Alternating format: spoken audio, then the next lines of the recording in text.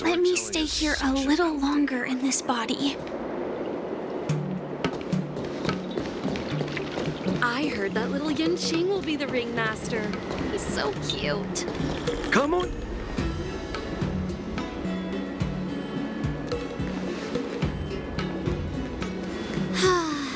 Seriously? When is this war dance going to start? The Sky Splitter has been hovering there for ages. When can we board and see what's inside? Is this how long-life species live? Everything proceeds so slowly. The effectiveness of anticipation in my emotional center is at an all-time high. Oh, I need to drink some coolant. Relax. The Realm Keeping Commission will send boarding notices to all ticket holders. The Gazette said the Sky Splitter will fire a salute before the ceremony starts. I saw the schedule for the first day of the tournament. Can you believe the ringmaster accepted 4 challenges? And he's just a kid. So, who are you betting on, Bardo? I'm betting on neither. I lost all my credits betting on Roboball games in Taikian. This time, I've decided not to rely on probability games to accomplish my target of getting rich. War dance.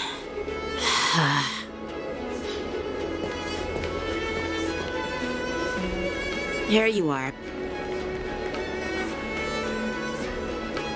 I heard you and Mr. Dan Heng went to meet the judges, and then a riot broke out in the shackling prison. I was so worried about you. Thank goodness you both made it out safe.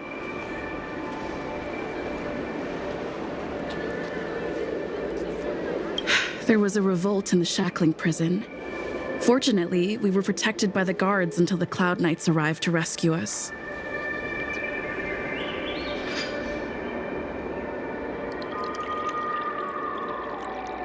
I was planning to take Miss March and Yoon Lee to Stargazer Navalia to see the Sky Splitter up close, but we stumbled upon a group of suspicious Foxians carrying official identities.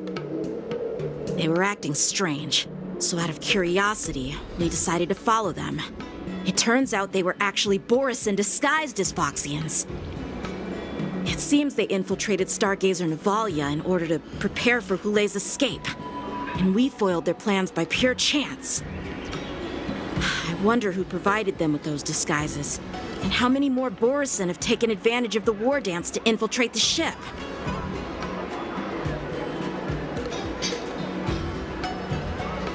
Yeah, I heard them too.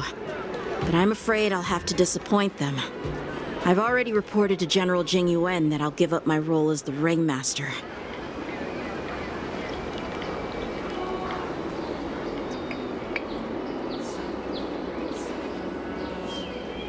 The security of the Luofu is more important to me than anything else. I need to fulfill my duties as a Cloud Knight Lieutenant before taking on the honor of being a ringmaster. Those tourists just want to see some good sword fights. Anyone can participate in this kind of tournament. It doesn't have to be me. The real challenge lies beyond the ring on the Sky Splitter. If we don't capture the fugitives soon, Hulei will wreak havoc. Obviously, there's someone behind the scenes orchestrating this prison break, intending to spread chaos. If we fail to thwart their evil plan, what honor will be left for us to uphold? Well said. You may be tiny in stature, but your ambition matches that of the Yao Qing's warriors. Hey, this has nothing to do with my height.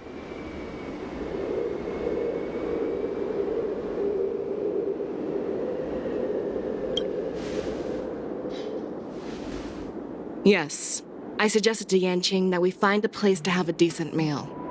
A hunter must be well fed before the hunt.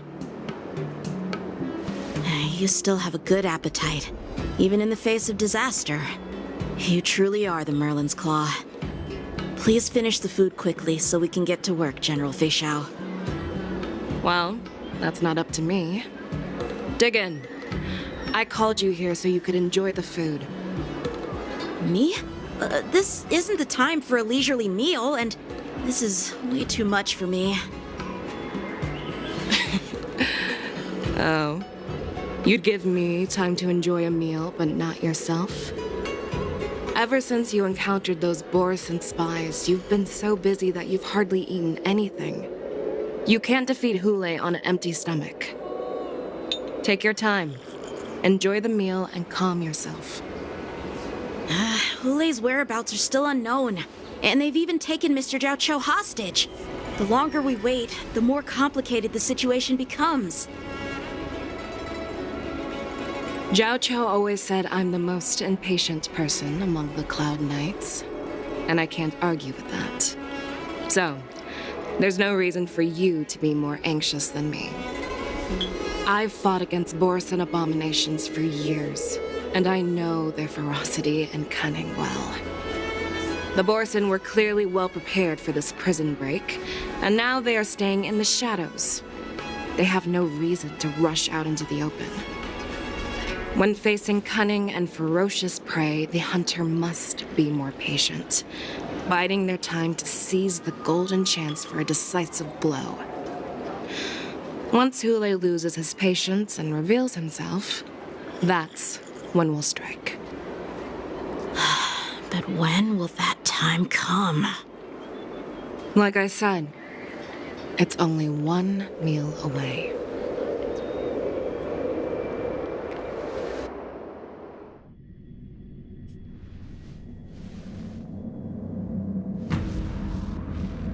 General Huayan, the Skyfaring Commission has finished its preparations. Do you have any other instructions? Representing the consensus between the Merlin's Claw and the Divine Foresight, I'll step in as the temporary commanding officer of the seat of Divine Foresight and oversee the 6 Commission's affairs on the Luofu. What is the situation at the shackling prison? Hule made a quick escape and even sealed the gates of the prison. As of now, the Cloud Knights have re-established contact with the staff inside. The good news is the 2 Nameless who were trapped in the shackling prison are safe and sound. I know I shouldn't use the word great given the current situation, but I'm relieved that she and Dan Heng are safe. We've lost contact with one of the messengers from the Xianzhou Yaoqing. The Borison have likely taken him hostage. Don't worry, Yuko. Fei Shao is leading the wolf hunt operation, and you know how capable she is. I have no doubt about General Fei Shao's capabilities, General Huayan. I'm more concerned about the Wardens. According to the plan, the ceremony will begin in 6 hours. The Sky Splitter will be activated, and all visitors will board the ship to watch the contest. But now, with Hule's whereabouts unknown, everything is filled with uncertainty. March is right, Grandpa. I heard the escaped prisoner from the shackling prison is beyond formidable. In case anything goes wrong. So, Yun-Li, what do you think we should do? Well, I believe we should declare martial law and allocate manpower to search for the escaped prisoners. And as for the war dance, it's better to announce an indefinite delay for now. Your plan sounds solid, but unfortunately, solid plans rarely get a chance to be implemented. I believe there are at least 2 parties who won't accept your approach.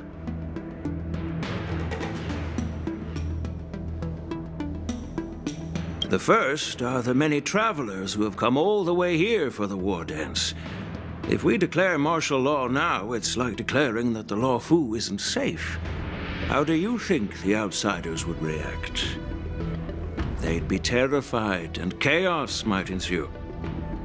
The second party is the staff of the Xianzhou Luofu's 6 commissions.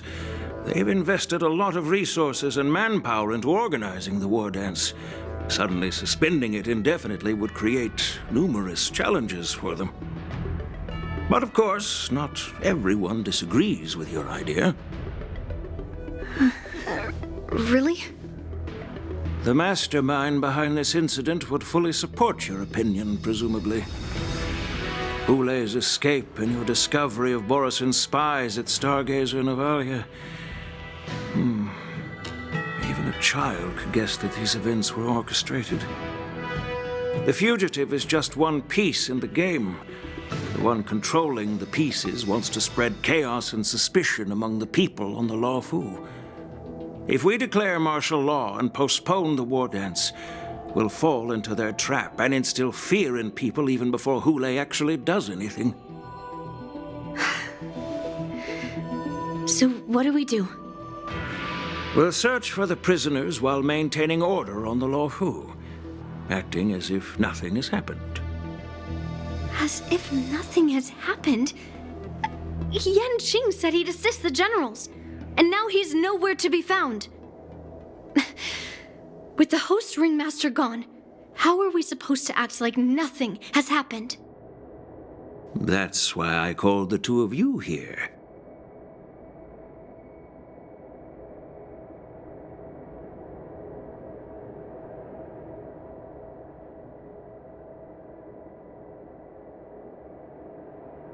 Master Yunli, is General Huaiyan asking you to be the ringmaster instead of Yanqing? No, that's not the case. General Huaiyan, are you asking me to take Yanqing's place as the ringmaster? You caught on quickly, Miss March. That's exactly what I mean. But Miss March is a guest invited by General Jing Yuan, Grandpa. How can an outsider represent the Lawfu in the ring? It will make the Xianzhou Lawfu a laughingstock. Dear child, the nameless of the Astral Express are renowned throughout the cosmos. It's an honor to have them participate in the ceremony. Plus, Miss March is a disciple of the little Cloud Knight Lieutenant. How can she be regarded as an outsider? We can't afford to have any problems during the war dance. I'm entrusting you not only with the honor of the ring, but also with the security of the Sky Splitter. Yukong, please explain to them the rest of the arrangements.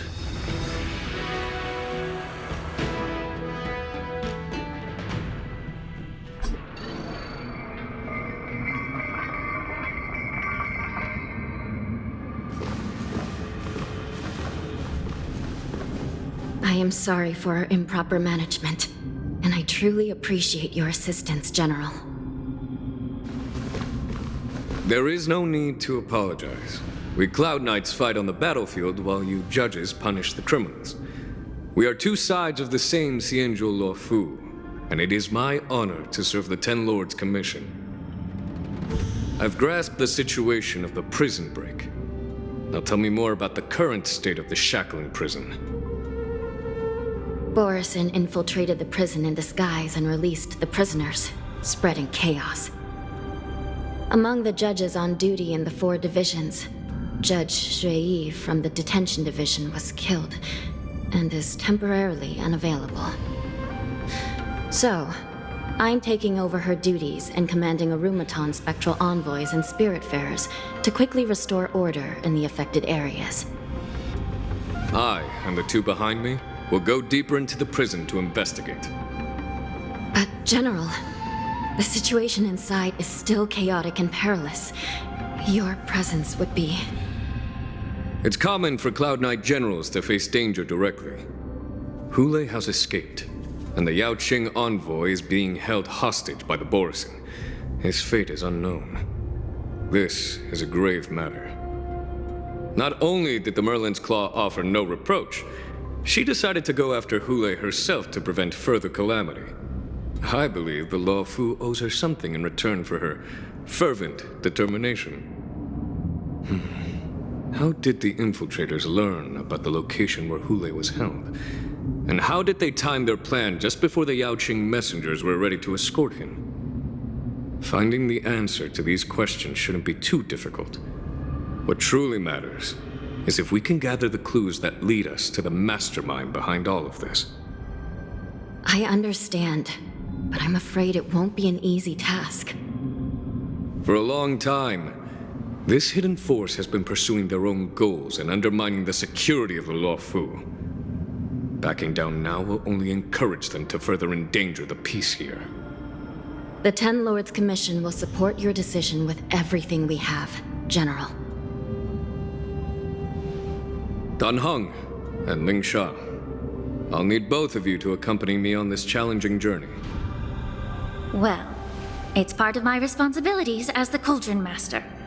So, where would you like to start, General? Let's start with those Borisin disguised as Foxians. My people have already prepared the evidence.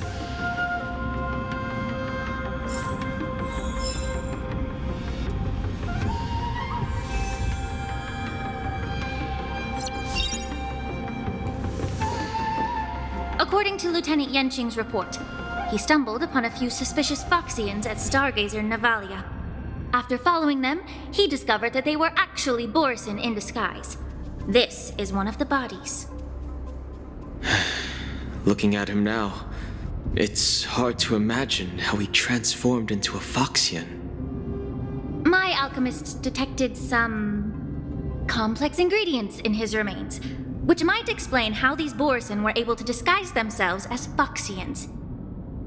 Simply put, Foxians and Borisin share a common ancestry. Although they look completely different now, there isn't much genetic difference between them. This medicine allows Borisin to temporarily change their shape into that of Foxians. So, in other words, if they stop taking the medicine, their true form will soon be revealed?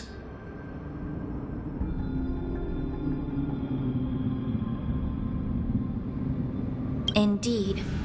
This means that these Borisin have a steady supply of the medicine within the Law Fu.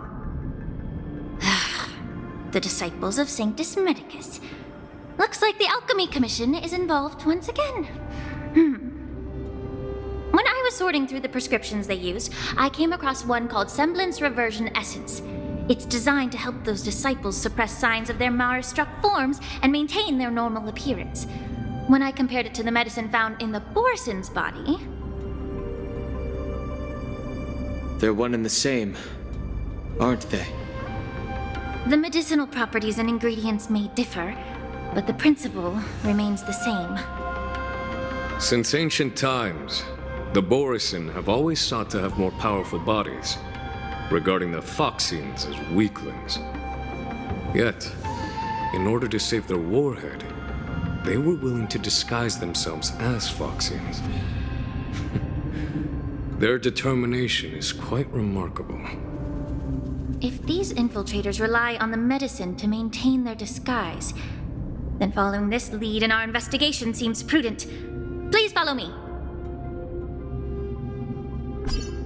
Here we are. According to the judge, this area is not yet under control, so we should proceed cautiously. I've captured the nature of the medicine in my sensor. By following the medicinal fumes, we should be able to retrace the steps of the disguised Borisin.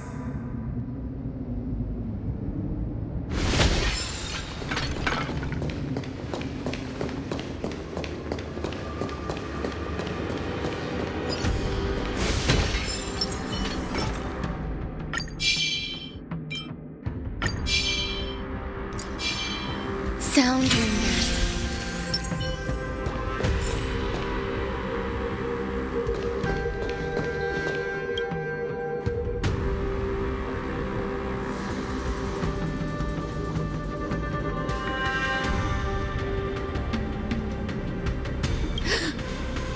Incredible strength. The attacker shattered this warden's bones with a single blow. Such brute strength is not something an ordinary Borisin possesses. This is likely the work of Hule. If I may be so bold to ask, is this Borisin truly that formidable? I have lived a bit longer and engaged in a few more battles than you, Miss Lingshaw. To the Alliance, Borisin have always been the most formidable adversaries. And Hule is a monster feared even among his own kind. With his strength, Hule united numerous Borisin pacts, forming a grand army of abominations of abundance. They constantly pushed the Alliance's armies into perilous positions. Over 7 centuries ago, I followed my mentor on a campaign against the abominations, and I personally witnessed the devastation on the battlefield after Hule appeared. Even with medicinal pellets that suppressed the fear caused by his lupitoxin, countless Cloud Knights succumbed to panic in the face of his murderous aura. They couldn't even raise a hand in resistance. If the former sword champion hadn't immobilized Hule with her Frostblade, the outcome of that fateful battle could have been very different. By the end of the battle, only a few of us remained. The crimson moon cast the sheen of blood on all. Everything I saw was painted dark red. If that's the case, why wasn't the beast executed instead of being imprisoned? On the Xianzhou Jumi, the judges cast those unforgivable and nearly immortal abominations of abundance into the eternal flames of the stars, reducing them to ashes. Their so-called immortality is just a facade. I mean, nothing can truly defy death, can it? I just don't understand why the Luofu kept this tumor for so long, leading to the terrible situation we're facing now. But I guess I understand. The people of the Luofu are known for their kindness. Even when faced with the malignant tumor within the Alchemy Commission, they couldn't bring themselves to cut it out. Instead, they exiled the healer, who tried to solve the problem, to the Xianzhou Jumi. I understand if you hold grudges against me, Miss Lingshaw. I take the blame for the resurgence of the disciples of Sanctus Medicus. As for why Hule was only in prison, I can shed some light on that too. I'm just a healer. I'm not familiar with the past. I'd appreciate it if you could enlighten me, General. All right. Let me tell you more about it as we go.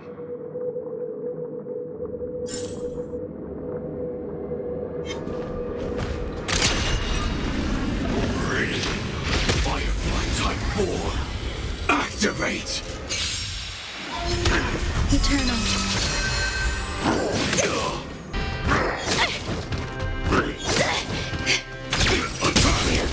Until everything burns to ashes!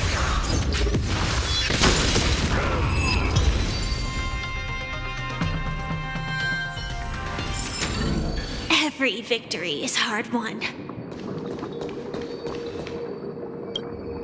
Did this Cloud Knight also take the medicine?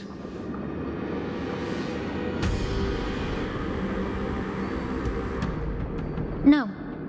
This is a Borisin in disguise. A guard killed him before he could return to his original form. All these Borisin are dressed in official attire. Besides the Cloud Knight, there were also 2 Borisin disguised as members of the Skyfaring Commission and the Artisanship Commission. Whoever is providing them with official identities must hold the position of power. Let's search elsewhere.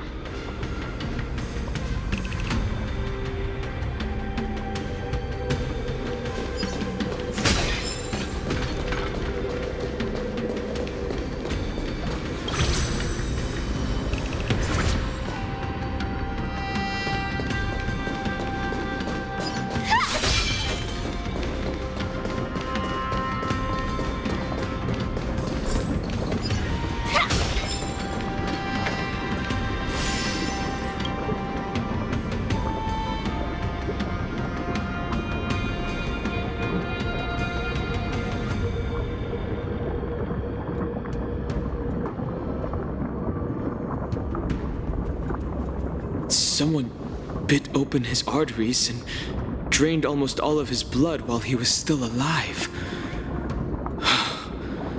Such a cruel and ruthless act. Despite being a long-lived species, Borson are actually more like predatory beasts that must feed on raw blood and flesh. I've heard that Hule was deprived of food and water in the shackling prison.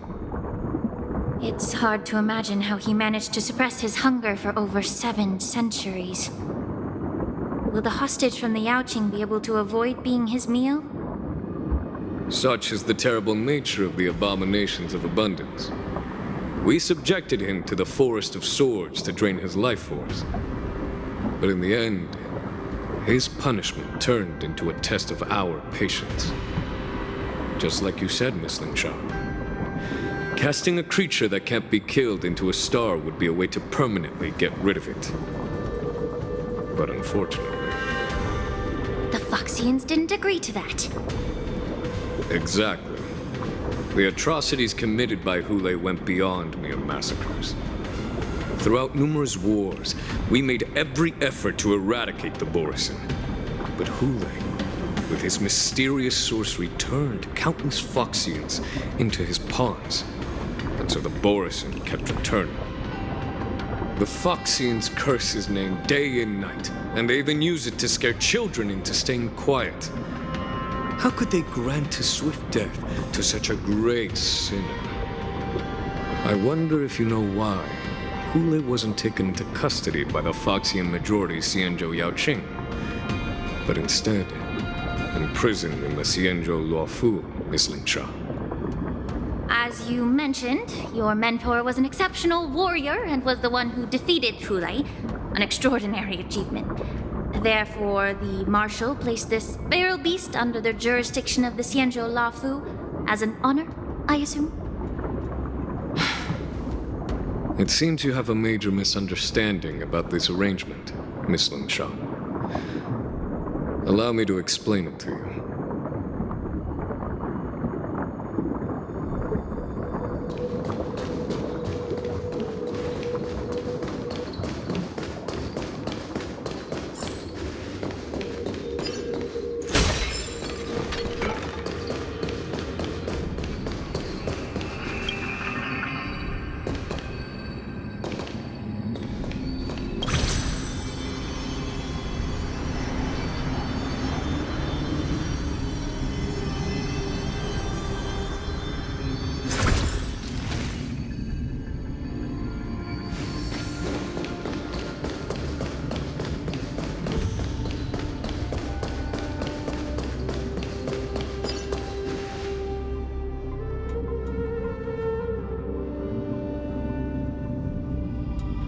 Yanqing told me that an IPC ship was attacked by Borison. Is this what they were transporting on the ship?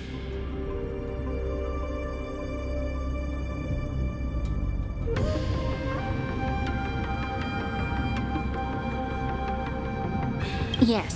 The Artisanship Commission and Alchemy Commission conducted a joint examination and found that parts of this machine are made from specially refined Borison biotissue.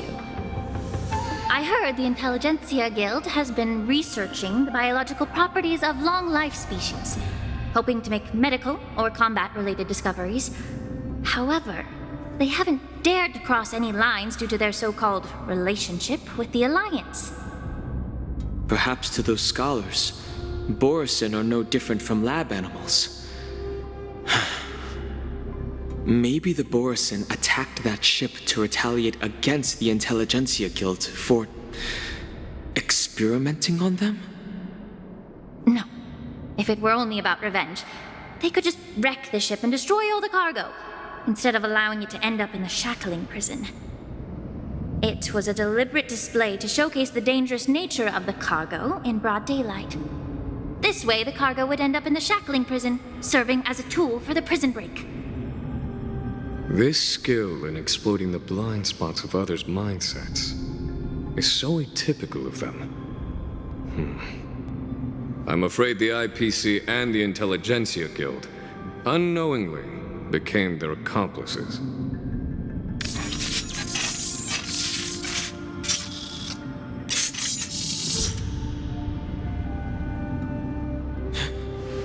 Watch out!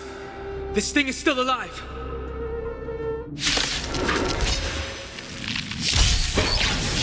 even after suffering such severe attacks? Their imitation of log-like species crossed the line. Time to cleanse the film. Eternal.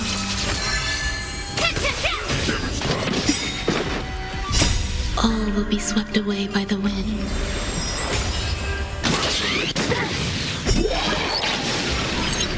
It can still move. It means it wasn't damaged enough. Let's make sure it never moves again.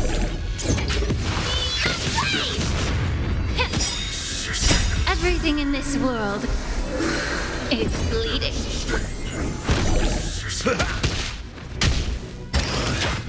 Fight to live!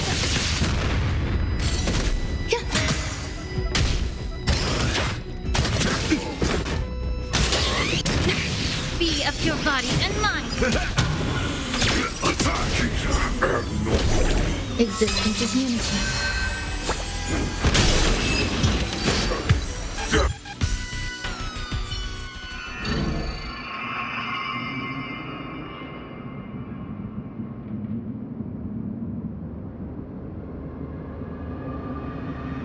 You haven't answered my question about why Hule was imprisoned in the Lafu instead of the Yaoqing, General. You've been reserved in your response. Could it be that such an arrangement wasn't an honor? The reason why the Marshal didn't leave Hule on the Yaoqing lies in the very mech in front of us. Are you suggesting that there are people trying to understand Hule's secrets and use them for their own purposes? Just like with this mech? Well, I understand. I've heard that the Foxians on the Yaoqing share a bloodline with the Borison. And just like the Borison, some of the Foxians there experience an uncontrollable insanity called moon rage. The Marshal believed that this would be inhumane and no different from what the Borison did, so... Exactly. While Borison see moon rage as a blessing that unlocks their true potential, Foxians see it as an inevitable curse within their bloodline. Countless healers of the Yaoqing have attempted to unravel this mystery, but to no avail. Why can Borison control the power of moon rage?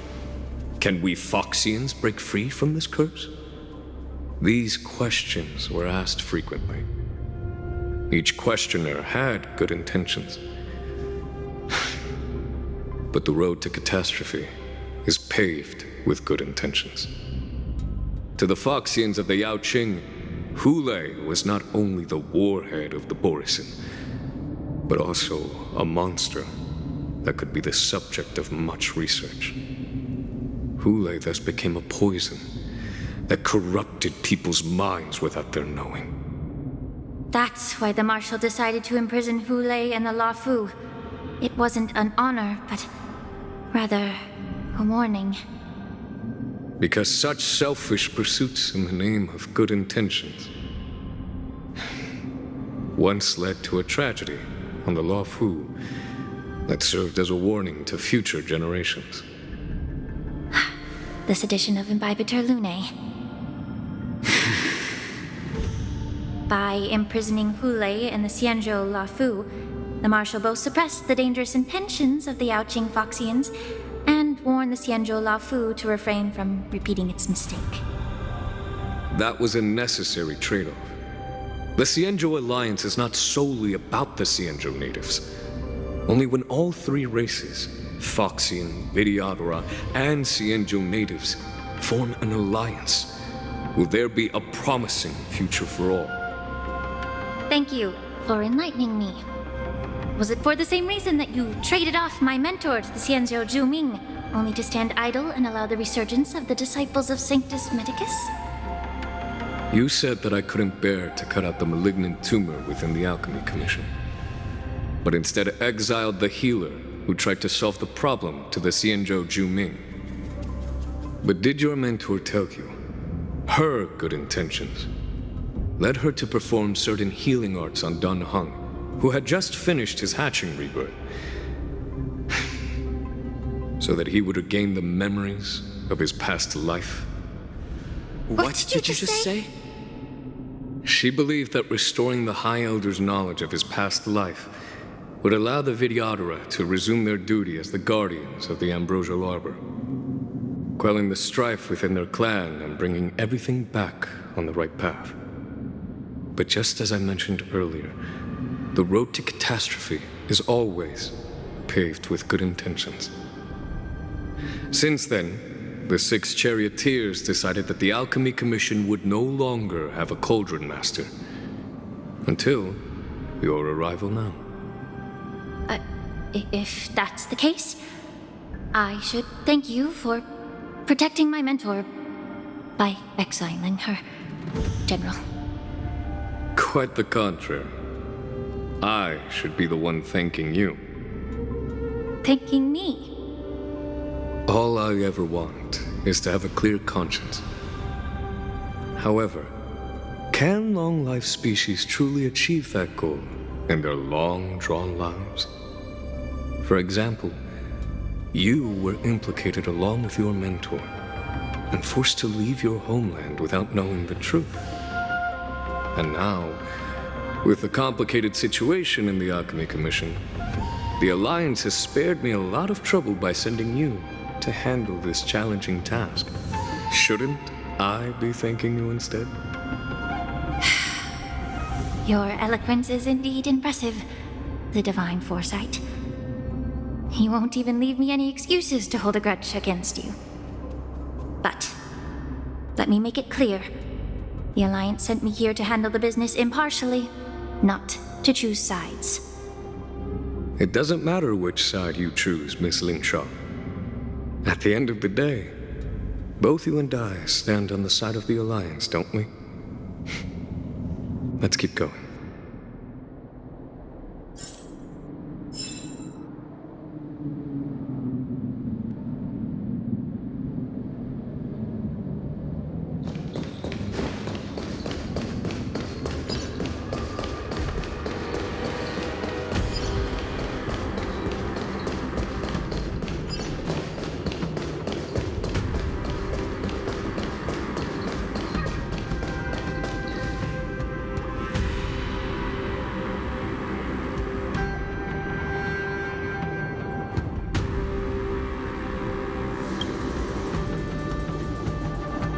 These Mara-struck soldiers don't appear to be escaped prisoners.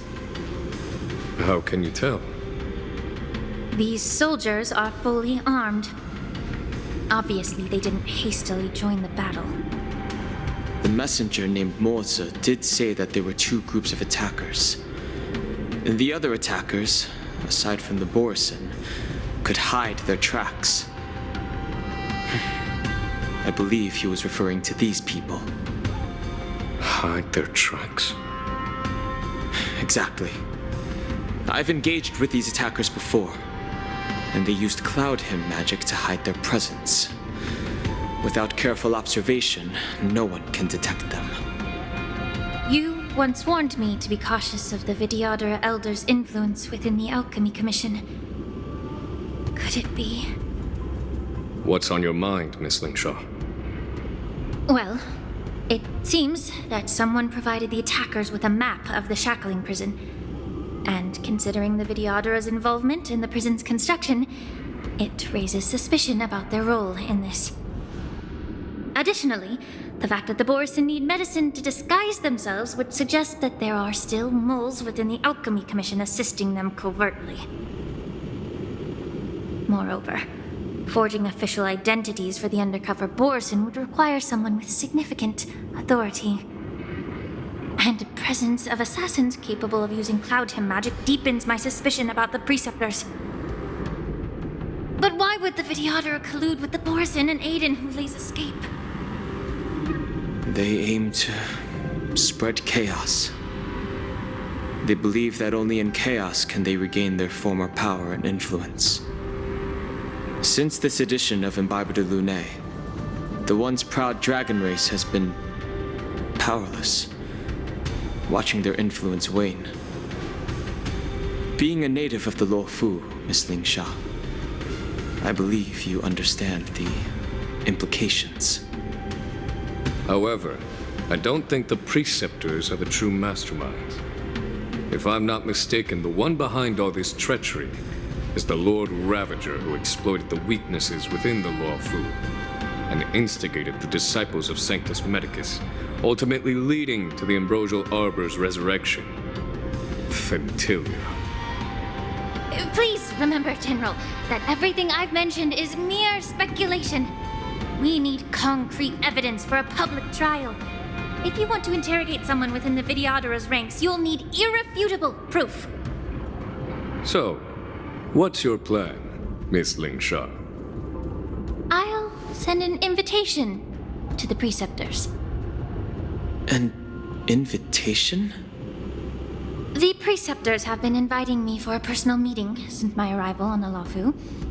Now, I'll send them the remains of these Mara-struck soldiers and the route map I found in the prisoner's possession. Then, I'll ask them to meet me at Scale Gorge Waterscape. I'd like to hear their explanations. Good idea. If I were to take action, it might alert the true mastermind. I trust you to handle this matter, Miss Lingsha. The internal affairs of the Videodara should remain under their jurisdiction. And don't worry if things don't go smoothly. Once the wolf hunt operation is over, the hidden truths will come to light. Speaking of the wolf hunt operation, I'm truly worried about the Yaoqing messenger who was taken hostage. Hulei was starving in the shackling prison for centuries. I don't know if the messenger can survive in that wolf's clutches. May Rainbow's blessing keep him safe.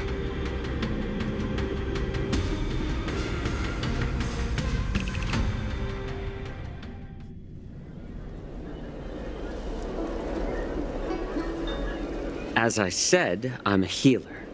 But my art of healing requires the culinary arts to be truly effective. The magic of my cauldron is its ability to make all kinds of medicines into dishes that patients can eat.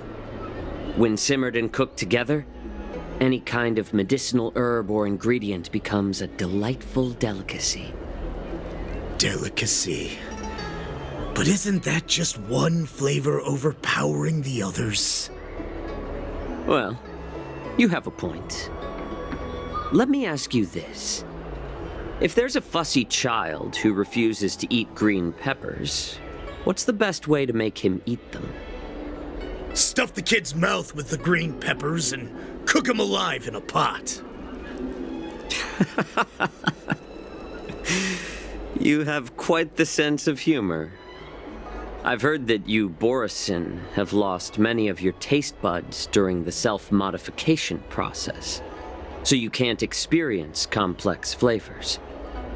Only the saltiness of blood and flesh truly awakens your appetite. It's a shame I don't have any green peppers right now. Otherwise, I'd happily stuff them into your mouth and cook you alive in a pot. I'm just kidding. The answer is quite simple. Chop up the peppers and mix them with minced meat to make meatballs. This way, the flavor of the meat overpowers the taste of the peppers. And even a fussy child can enjoy them. Can I just boil your tongue in this hot pot? I know you're trying to buy time until someone comes to your rescue. You said that Jin Liu recently returned to the Lafu, right? Well, she did come back. But, unfortunately, I also found out that she committed serious crimes and was escorted to another Xianzhou ship. Do you really think you can delay our departure by provoking Lord Hulei's desire for revenge with your clever little tongue? You see Borisin as savages who know nothing about the Xianzhou, but in fact, we know all about your tracking tricks. Like the jade abacus you're carrying, and the side cranes in the sky. The more hope you hold in your heart, the greater your pain will be when death comes. I wonder if you can maintain your composure when I tear your throat open. His composure is only a temporary effect of the medicine. And it will wear off soon, right? Lord Hule. Oh, you pathetic Foxians. For thousands of years, we were the ones who allowed you to live, and who granted you civilization. But in the end, you chose to betray us for the freedom promised by the Xianzhou people. But it's all right. As long as you catch the scent of your masters, you obediently return to us. No matter how far you run away.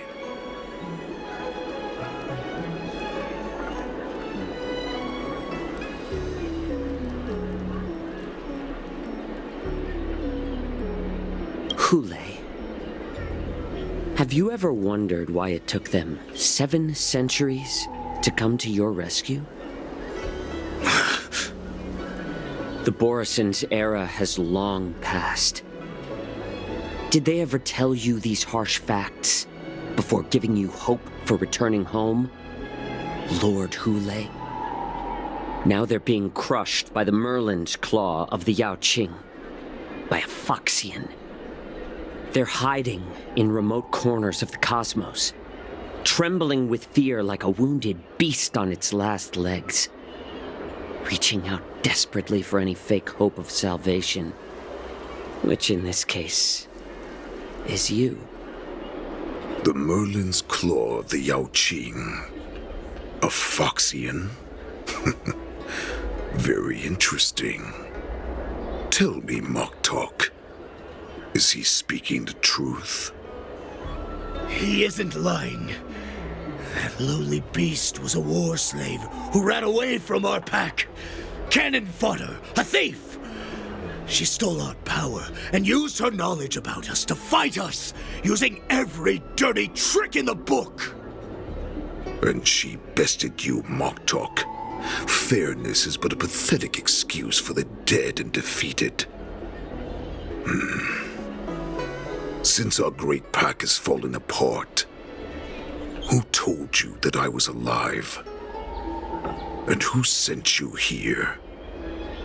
In our darkest hours, it was a prophet of the Master of Immortality, named Mongus, who showed us the way. Her guidance brought us hope. This prophet, Mongus, what does she want?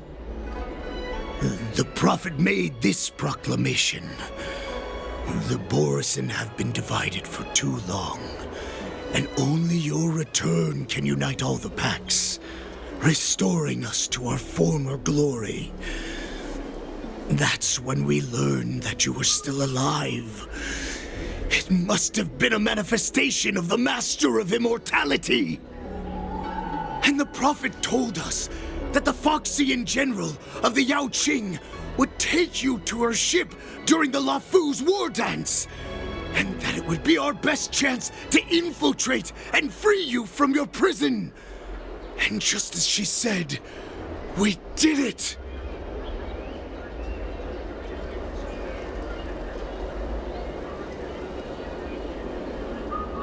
That so-called prophet lied to all of you. She just sent you here to die. But her prophecy has come true. Our warhead is right here, with us! Once the news about the prison break spreads, the Cloud Knights will close all the ports. You may think you've escaped the prison, but you're just trapped in another cage, known as the Lafu. Let me kill this unruly, lowly beast, Lord Hule! I assure you that our star skiffs will soon arrive. Right now, everyone in the Lafu is distracted by the stupid war dance, so this will be the perfect chance to escape. Once you've returned to your territory, the revenge against the Xianzhou ships will be within reach. Perfect chance to return to my weak and shattered pack at the mercy of a ridiculous false prophet and become a mere puppet in her clutches. Her plan is full of flaws. The only paths she has prepared for you are escape and death. Listen up. A wolf never allows itself to become prey. From now on, you'll follow my orders. Since you are so confident that the Cloud Knights will close the ports, Jiaoqiu, I'm now giving you a chance to go and see it for yourself. Go to the ports, come back, and tell me what you saw. Wait, what did you just say? But my lord! Would an alpha wolf ever listen to a cub mock talk? No, I've never heard anything like that. I wasn't trying to defy your will. I will always unquestioningly follow your orders. I'm offering you a once-in-a-lifetime opportunity. Don't you want to run away, Jiaoqiu? You will come back. Because Foxians like you always obediently return to their masters, no matter how far they run away.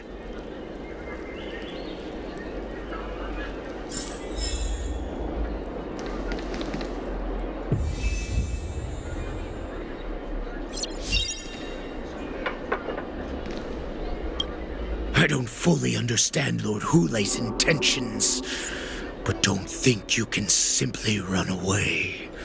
Understood? You know why I'm letting you go. Because Foxians like you always obediently return to their masters, no matter how far they run away. Head to the port and report back to me. Let's see if they really closed it like you expected.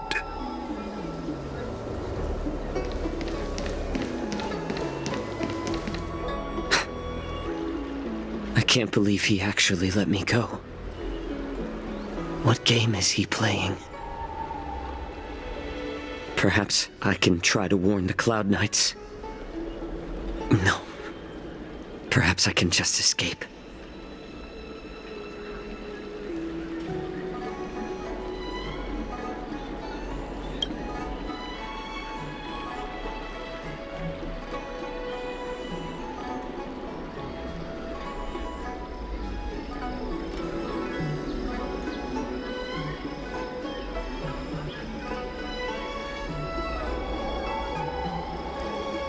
Just as I suspected. He's testing me. The Cloud Knights must have been aware of the situation inside the shackling prison for some time. Will General Fei Xiao personally lead a squad to capture Hulei? For now, I'll do as he asked.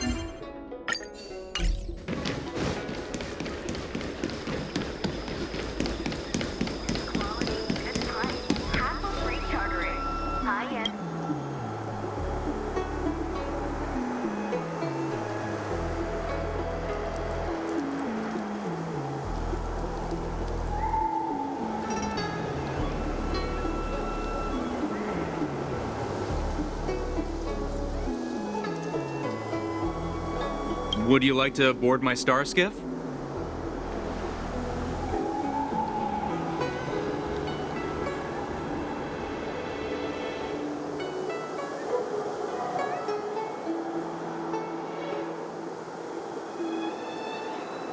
Well, my little star skiff can't accommodate that many.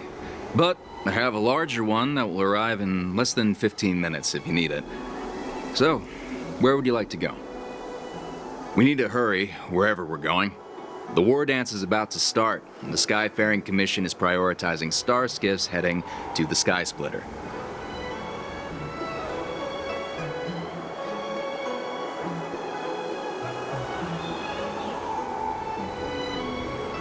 Close the ports? Why would they do that?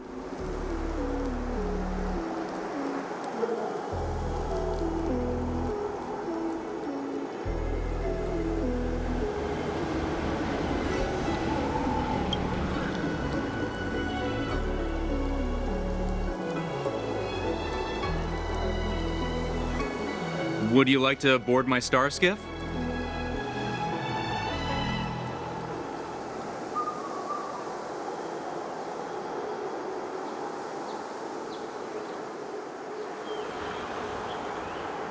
Well, my little star skiff can't. We need to hurry wherever we're going.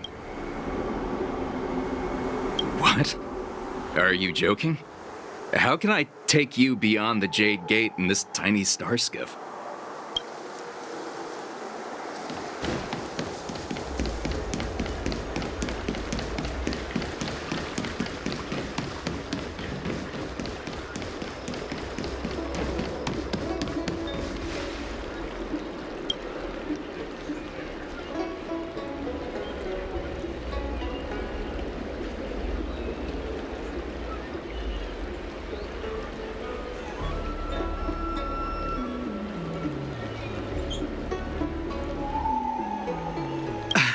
I'm sorry, but the Realm Keeping Commission Chancery is currently closed.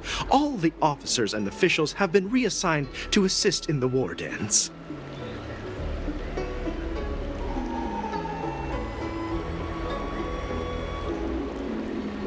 Hey, although we're short-staffed at the moment, if there's anything I can do to help, please feel free to ask me.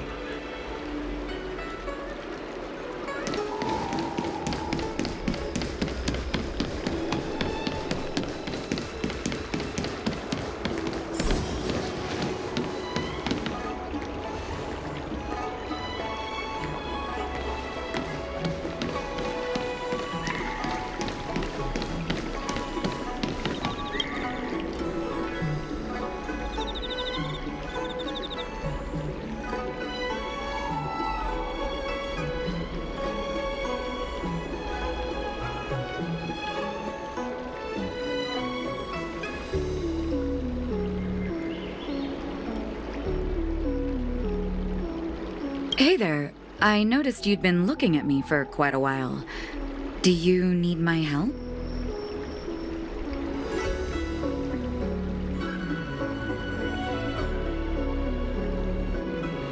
Understood. Please come to me if you need any help.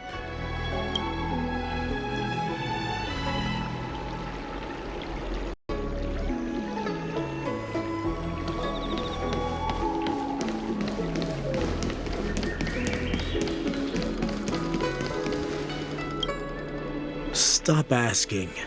I'm off duty now. Go bother someone else.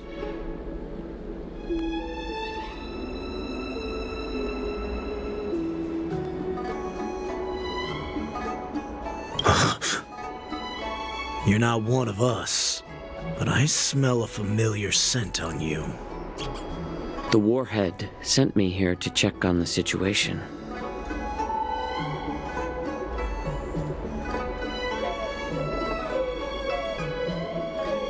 Not yet. There's no way for this tiny ship to escape from the Xianzhou. Only the starships at Stargazer Navalia can break through the Jade Gate. Mokdok said there would be insiders to pick us up, but I haven't heard anything yet. The ports haven't been closed? What is going on? Stalling won't help. It's time to confront Hule and see what tricks he's up to.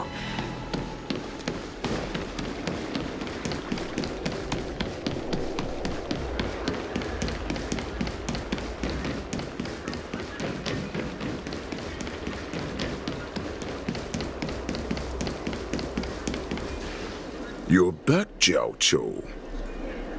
You were closely watching me, weren't you? And if I sought help from anyone, your people would kill them. Was that your plan, Hule? Oh, exactly as you said. So, have the Cloud Knights closed the ports? No. They don't want to publicize my escape. I understand. It's no surprise, for fear is more deadly than claws and fangs. Especially during a festive time like the war dance. What lurks here is not a group of fugitives, but rather a pack of wolves amidst the flock. My cubs are hungry, ready to feast on flesh and blood, reveling in your fear. Your calm facade will soon crumble. I can tear through it and expose your pathetic bones any time. There's no escape from me, Jiao Cho. Of course, you can try your luck and believe that your wits will save you. But remember, you're not the only hostage in this city. If you try anything funny, innocent people will die because of you. Now, let's talk about the Foxian general you serve. Moktok says she's here for me, which means she'll be hunting me herself. Before the hunt begins, I need to know my opponent. You can refuse and play tough, or you can cooperate and save us both some time, healer.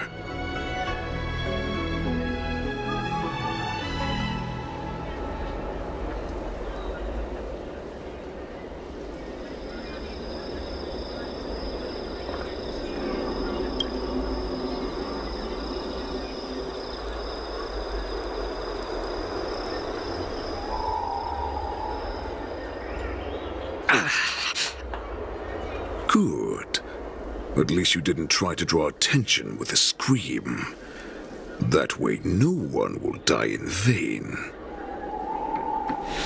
Fine. I'll tell you what you want to know about her. But I expect something in return.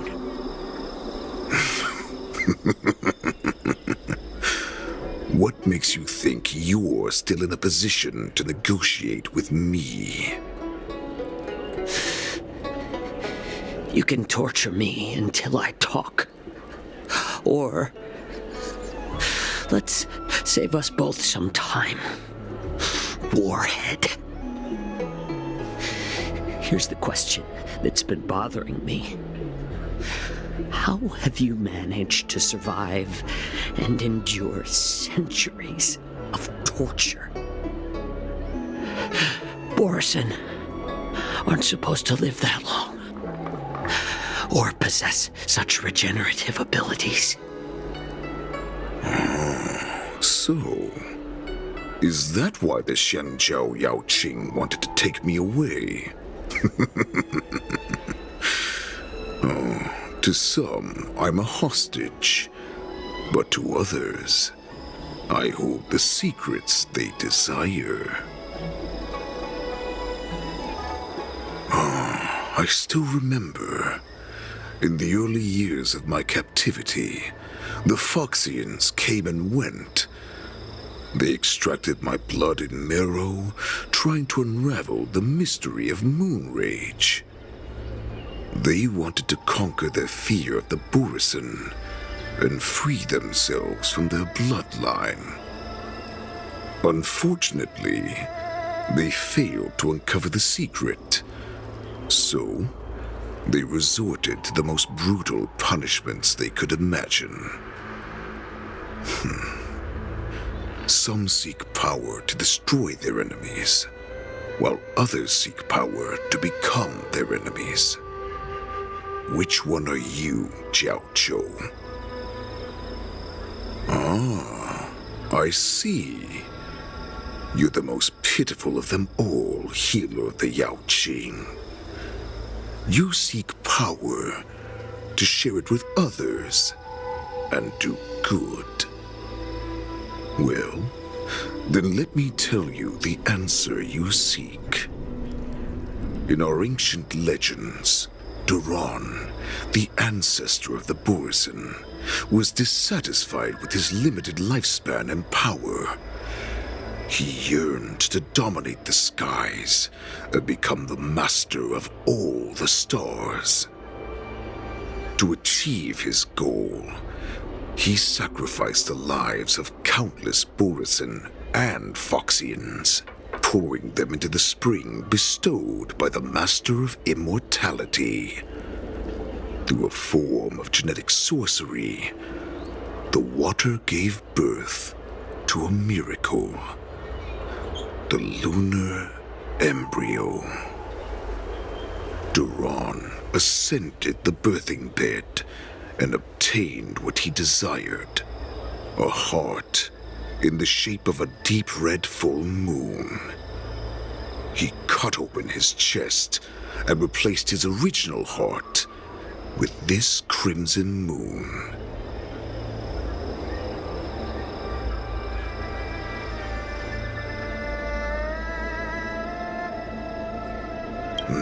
The ambrosial arbor is also an absurd myth, but you Xiangzhou folk know it's true.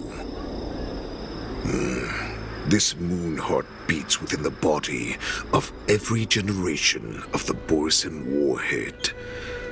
In the ritual that decides the new warhead, the successor cuts open the previous warhead's chest and consumes the divine heart, thus possessing it as their own. Devouring is the true essence of life, allowing us to endure and thrive. It gathers the life essence of all the prey we consume, making us stronger and stronger. I thought all hope was lost after 7 centuries of torment. But now, this heart is beating once again. All right. Now it's your turn to tell me everything about the Merlin's Claw. Jiao Chou, I found you.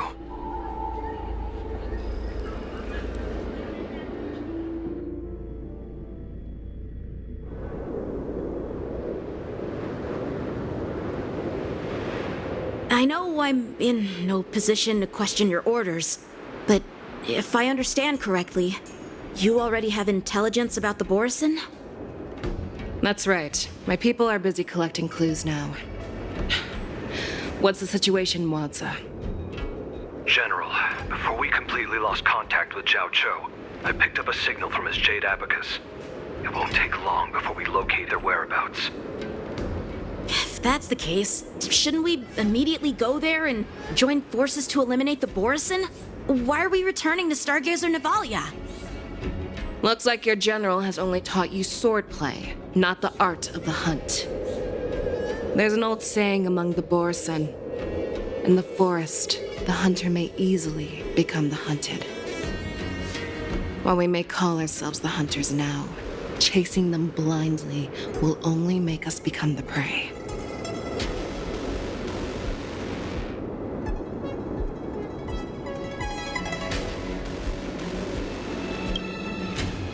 Are you joking, General?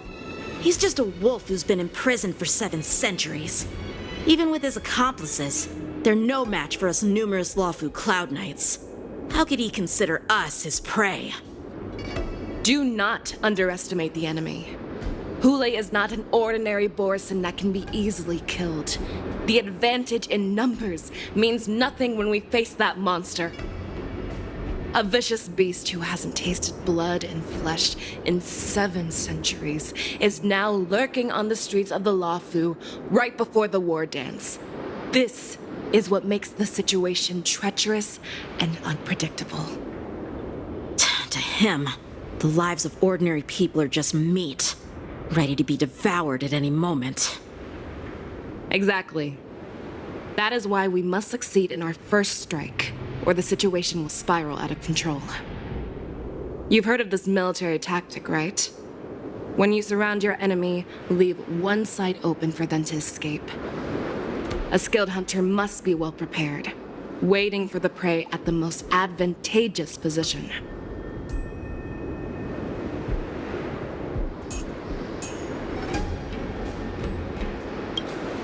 What would we do if we were the escapees from the shackling prison? While we can disguise ourselves and blend in with the crowd, we don't plan on staying here for long. In this case, what do we need most now? A star skiff to get us out of the Luofu. The Borison we discovered at Stargazer Navalia were actually preparing a vessel for their escape. We predict their next move, and we take them down. Let's start from where you found those Borison and corner our prey.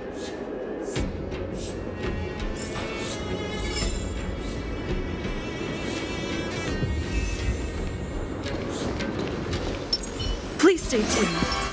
Sound ringers.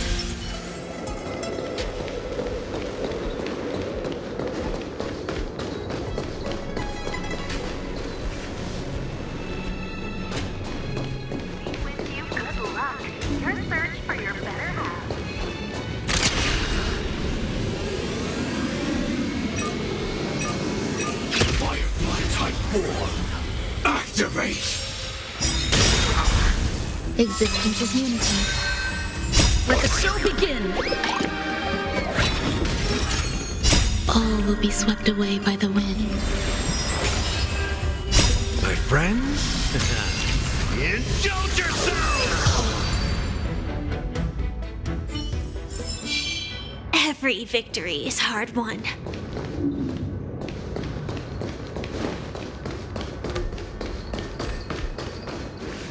This is where we ran into the Borison last time. It looks the same as usual. Because I blocked all the relevant news to make it seem as if nothing had happened.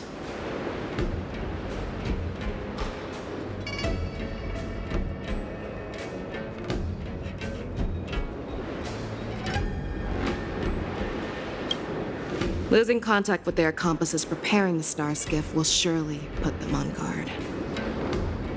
However, the more well-prepared a plan is, the longer it takes to adjust when it's disrupted. If any Borson wants to stick to the original plan despite the risks, they'll surely come back to Stargazer Navalia to check the situation. Are you suggesting that there are Borison here at Stargazer Navalia right now? This is an automated area, so don't you think that there are a bit too many people here today? First, look at those 2 Skyfaring Commission staff members. They've been observing us in secret since we arrived here. Then there's a Cloud Knight soldier over there. Perhaps he's here for patrol, but each patrol team must consist of 2 members.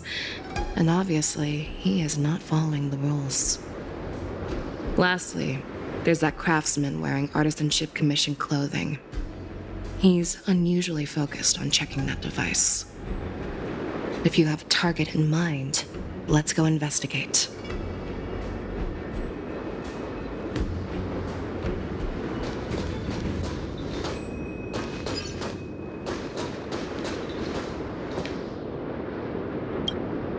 Hey, you there! Please refrain from wandering around Stargazer Navalia if you're not... Oh, it's you, Lieutenant Yenqing.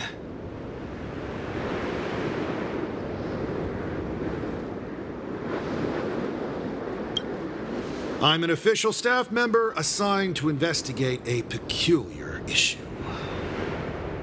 A peculiar issue? Yeah, we've had some unscheduled star skiffs being constructed at this dock in Stargazer Navalia. Could there have been an error in the production planning for the assembly line? This is just weird. I thought all the pending star skiffs from before the war dance had been scheduled already. I'm sorry, but I need to focus on my work right now. If you have any questions, we can discuss them later.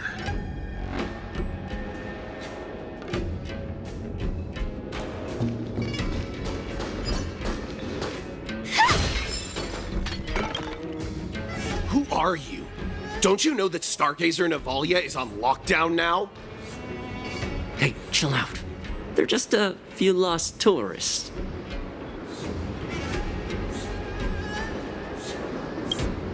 But Stargazer Navalia is the shipbuilding port of the Cienjo Lafu.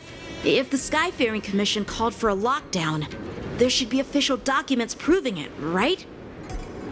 Official documents? Of course there are.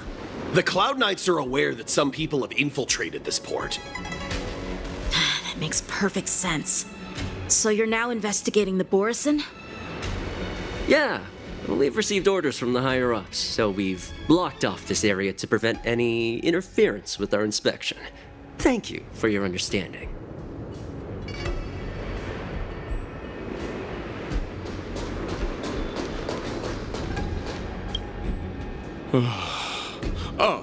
Lieutenant Yenxing and General Fei Xiao? You're aware of the Borison prison break, right? Yeah, I've received the news, and I'll be on the alert. Looks like you've been keeping an eye on the Sky Splitter. Have you noticed anything unusual? No, everything is normal on the ship. Nothing out of the ordinary.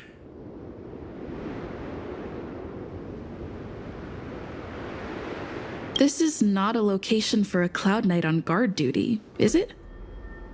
Well, this spot offers a great view. Are you here to keep an eye on the Sky Splitter? Yes.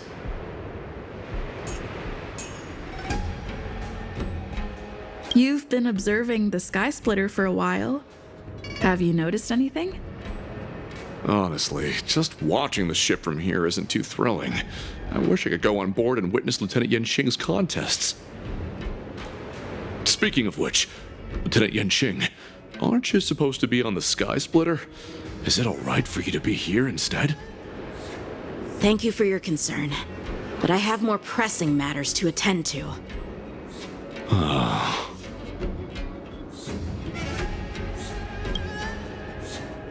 So, it seems that some Borison have returned to Stargazer Navalia in disguise. The answer seems quite obvious.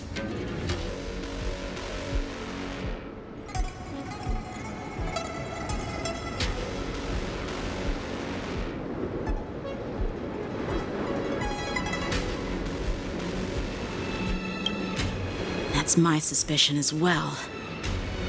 Remember when I mentioned that the Cloud Knights blocked all relevant news to make it seem as if nothing happened?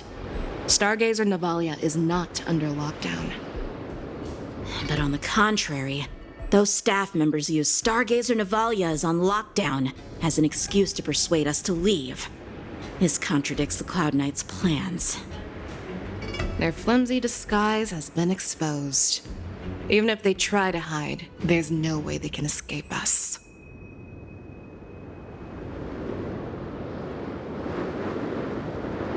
Please stay tuned. Sound lingers. Why are you still here? As I said, Stargazer Navalia is on lockdown now. No, I never issued such an order. Who are you? Perhaps you haven't met me on the battlefield, but I am certain you've heard my name. Now I'm asking you a question, so answer me. Tell me. How many more of your comrades are here? Where were you planning to meet Hoolay? This woman! She's the general of the Yaoqing! What are you still waiting for? Attack her! Exit into unity. Stay away! Oh, catch up. Let's improvise. I'm so everything burns to ashes! Time to mix things up! Fight to live! Run! Tell Lord Moktok about this!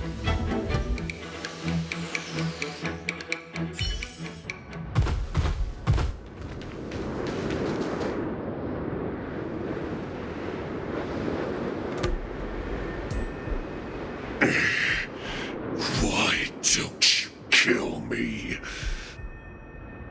Because I need answers.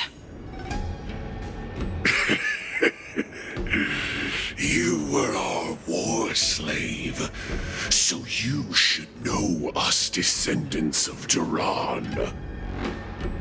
You want me to talk? Fine. Try whatever you want, but I assure you, you won't get anything from me. Only fangs and blood. If I were to do that, I wouldn't be any different from you. I am the arrow that pierces the wolf's heart. I grant you a swift death. That's exactly what I desire. Wolves that leave the pack are prepared for the fate of never returning home. But sadly, you didn't catch my partner. He will alert them. Before you close your eyes, you should know that I allowed him to escape. Because he will lead the Cloud Knights to Hule's hideout.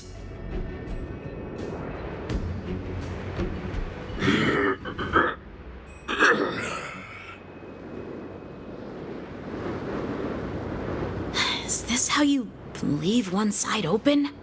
You let that Borison escape so you could track him? This is the most common hunting tactic used by Borison. I know the methods of these abominations all too well. They always leave an escape route for their prey, allowing them to flee in fear. Then they chase them like it's a game. Borison get great satisfaction from the last struggles of their victims.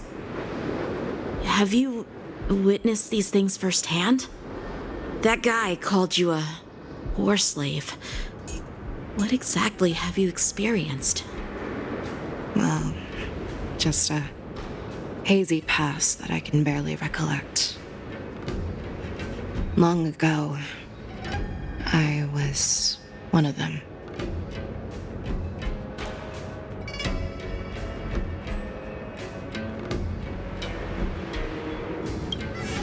Not all Foxians are lucky enough to be born on a Xianzhou ship.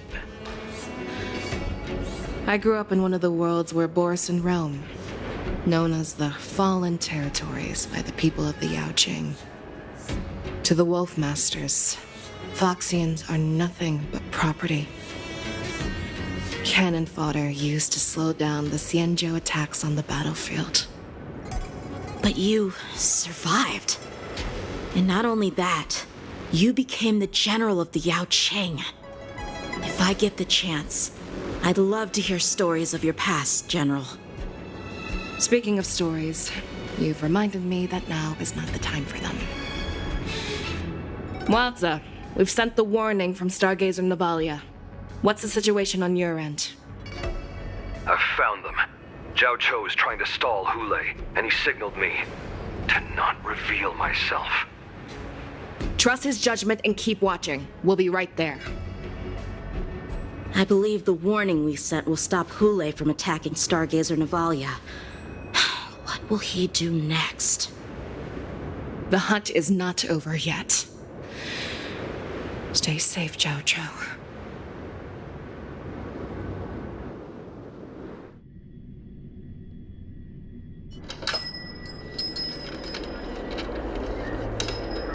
Please, save me.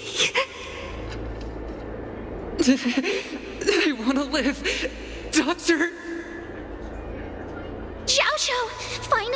Ingenium and give that kid a shot! Hurry! I see. How's the front line? The Borison beast ships have already landed on the Fenghu. It won't be long before this place is overrun as well. What about General Yueyu? Any news from her? I'm her healer. I should stay by her side at a time like this. She asked me to tell you that she's not coming back. She must protect the Cloudpier telescope. General asks you to save that kid. The girl fought desperately just to bring us all back here alive. I've never seen such a brutal fighting style. Her body, it's like she was split open. Just like... Oh, her blood pressure is dropping. Do you hear me, Xiao Xiao? Loud and clear. Get me some tumble dust. We've got to start the operation right now. I will bring her back. Is that why you're so determined to learn my secrets? Do you hear me, Jiao Chou? I do. Loud and clear. So she saved you all in that great battle on the Xiangzhou Fenghu 3 decades ago. But to your surprise, you discovered her Borison bloodline while she was at death's door. Moktok told me that she was a war slave who escaped from the Eclipse Pack. Oh, what a twist of fate. Turns out, she's from the same clan as I am. Now I understand. No wonder she displayed such astounding power, determination, and cruelty in battle. Turns out it's all because of her Borison bloodline. Mutt. Despicable mutt.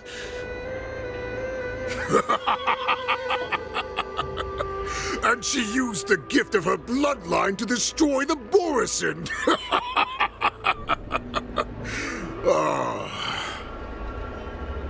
Moon Rage, a blessing for wolves, and a curse for foxes. For Borison, to have their bodies torn apart by Moon Rage and transform into a beast, is the ultimate joy. But for you Foxians with poor regenerative abilities, it means certain death. With the burning fury in her heart, that Foxian general will eventually lose her sanity and indulge in endless bloodshed. The scars on her body will not be caused by enemy weapons, but by the immense power she can't withstand. One day, she will be torn apart and die as a monster. And in return for saving her life, you intend to give everything to solve this impossible puzzle. Hulei, do you know the saddest thing about being a healer? All this time, I've devoted my life to bringing back those who sacrificed their lives to monsters like you. I exhausted myself, and my hands trembled. But I believed everything I did was meaningful. But once again, they rushed into battle. Then I heard of their deaths. They died under your claws, in your jaws, amidst the flames of crashing star skiffs, and under the luck's arrow of rainbow. like a useless idiot. I saved a fish named Life out of the cauldron called Death, only to watch it struggle, dive back into the boiling broth. So I asked myself, why were they so eager to run toward their death after they had recovered from their wounds? Why wouldn't they value their hard-won life? All the doubts left me feeling lost.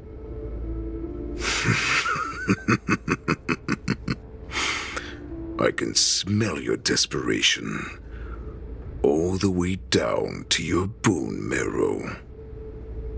Eventually, I realized that their deaths held value.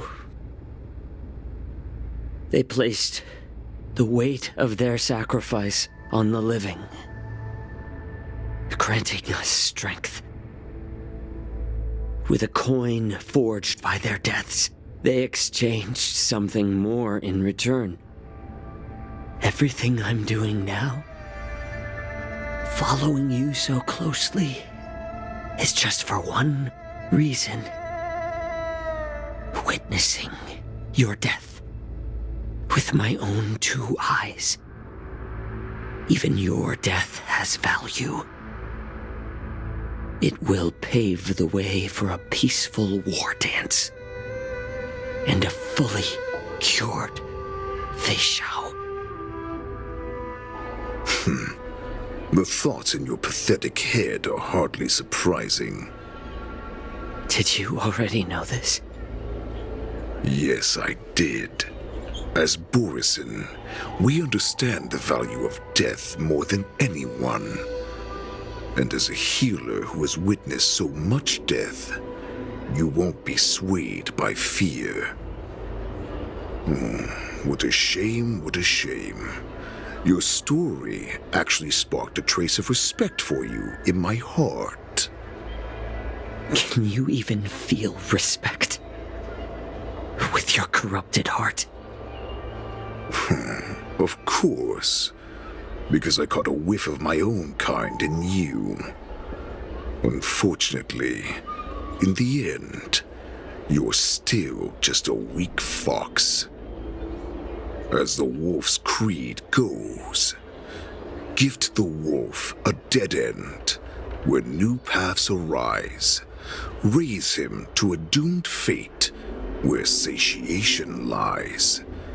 The cowards in forgotten corners meet their unworthy demise. Yet the valorous in brutal battles embrace their eternal prize.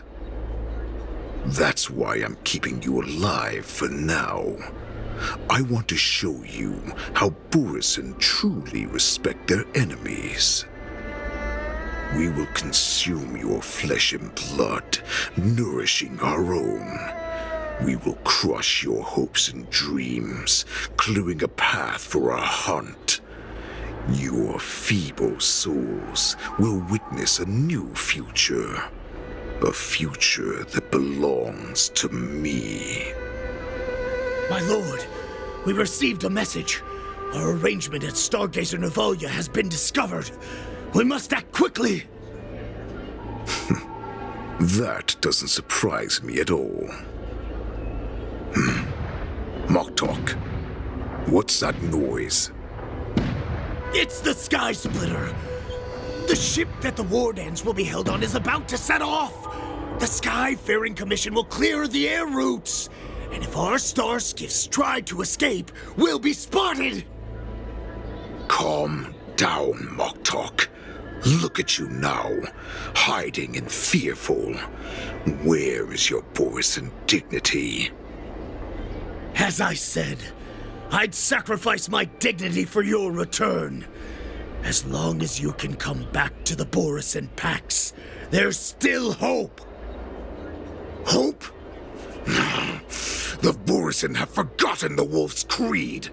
Weak creatures put their hope in the strong, but the strong fight their way out. Bringing me back instead of choosing a new master only proves the decline of our pack. And as for the prophet who manipulated you into saving me, she's just a liar trying to use Duran's offspring. Mock talk. Let me tell you how the Borisin will rise to power. We won't hide like rats in the streets of the Xiangzhou. We will be ravenous wolves, walking amongst a herd of lambs with our fangs bared. But, Great Warhead, our packs are not here. We can't go to war like this. Our packs are not here. Wherever I go, everyone is the pack. Stay away. Just don't come any closer. No!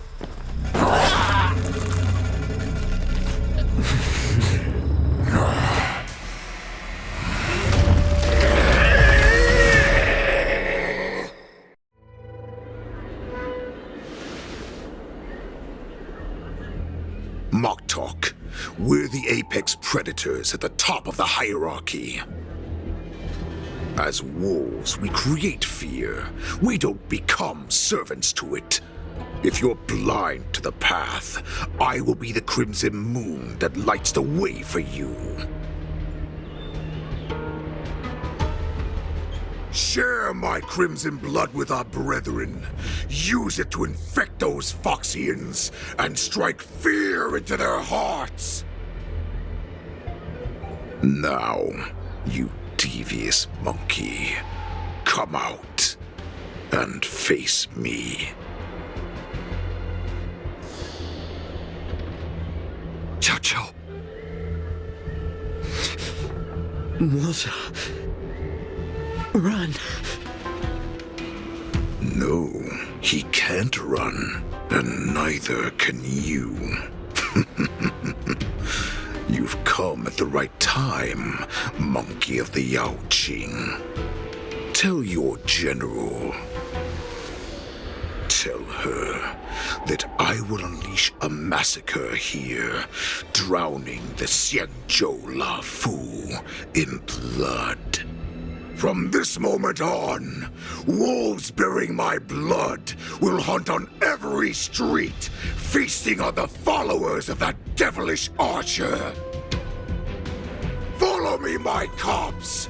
We shall stride among the prey. Give the wolf a dead end when new paths arise. Raise him to a doomed fate where satiation lies. The cowards in forgotten corners meet their unworthy demise. Yet the valorous in brutal battles embrace their eternal prize.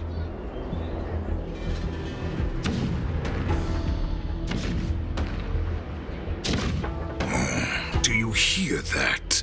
The rumble of the cannons. It brings back all the memories of past battles within me. My return will bring back the Wolf's Creed. In my own way, I shall save our weakened pack and restore it to its former glory.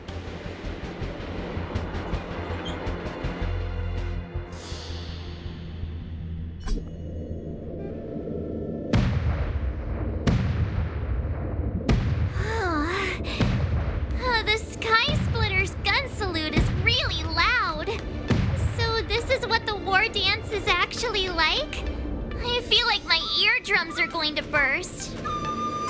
Well, how could they expect to attract people to come and watch if they didn't make a huge spectacle? March, you haven't forgotten what you came to do, have you?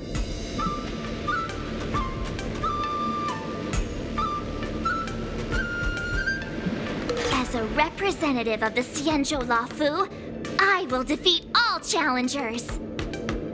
That's the spirit. Sounds like you're all fired up. If you could just keep your legs from shaking so much, it would be more convincing, March. As the saying goes, the disciple takes the toil of their master. Remember, you are here under the identity of a lawful swordmaster, taking the place of your no-good master Yenqing as the ringmaster. But what am I supposed to do if my opponent for this round is super talented and just wipes the floor with me in seconds? I'm still a beginner in swordplay. I don't know where I got the confidence when I agreed to help General Huaiyan. Come on, there's no need to worry about that. If you are defeated, then your opponent shall have to answer to me. Although, if that happens, the honor and the glory of the Xianzhou Luofu shall all be taken by the Zhuming. Master Yunli, please, I'm about to compete. Can you say something that will give me a little confidence? March, think about the great storms that you, nameless of the Express, have weathered along your many journeys. There's no doubt that you have faced far more terrifying enemies than your opponents here today, right? Don't you feel a lot more relaxed looking at it that way?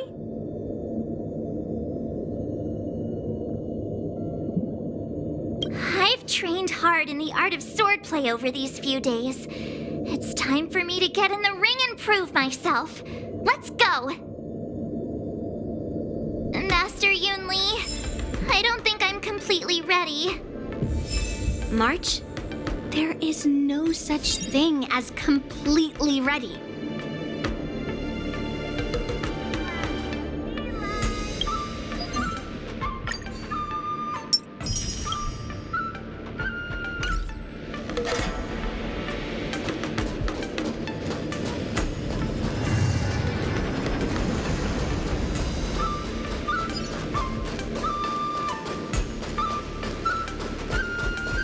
Miss Yunli, Miss March, this way, please.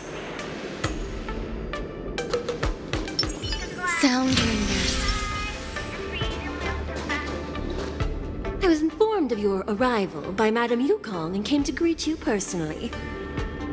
The news that you will be the ringmaster in place of Lieutenant Yenqing has been made public, Miss March. Just now, as I passed the contestants' hall, I overheard them all discussing this news.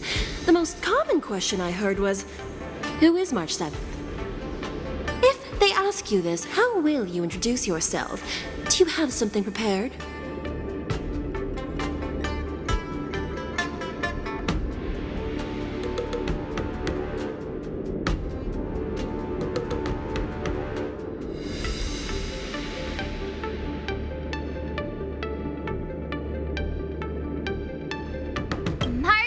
A young beauty from the Astral Express. All right.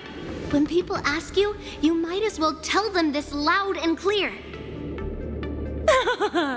I see you are both quite relaxed. Impressive, given the imminent danger you face.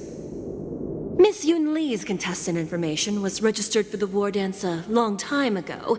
However, as a last-minute entry, the Skyfaring Commission has taken care of the necessary procedures for you, Miss March 7th. Please, follow this path. The contestant hall is just up ahead. Thank you, Miss Shikwe. Come, let's take a look around the contestant hall.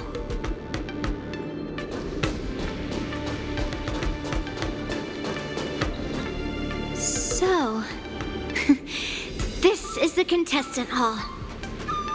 Oh, there are so many people! March, before the war dance begins, allow me to give you one more lesson.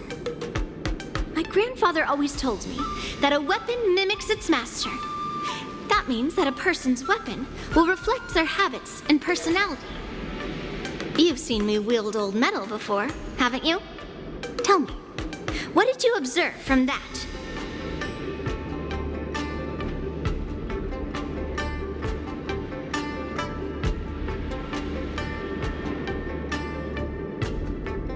Master Yunli's old metal is taller than a person.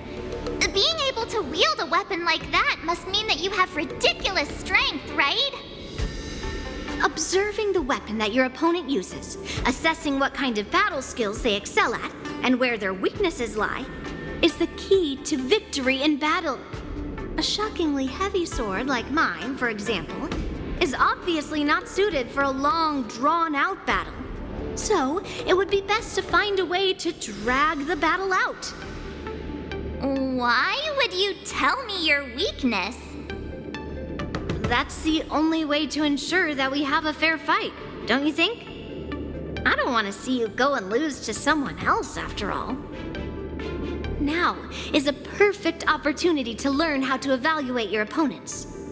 Let's use the people here in the contestants' hall to practice. If you know yourself and know your enemy, you will not lose in 100 battles. Know myself and know the enemy. Let's see, who should I ask first?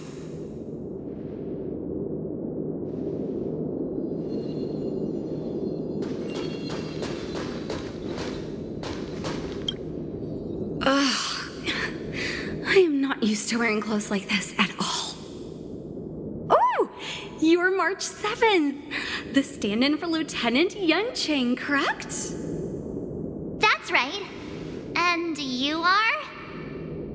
As you can see, I am the journalist entrusted with interviewing contestants on site. I see the Skyfaring Commission has really gone all out as the host. Interesting. That's right. A big event like this just can't go ahead without a few of us running around.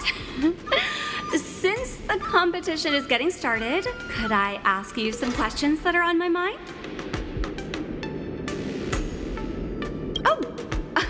Great! First, the question that is on everyone's minds. Lieutenant Yunching is not appearing in today's war dance. This is just gossip from unreliable sources, but I hear that Lieutenant Yunching is seriously injured. Is this true?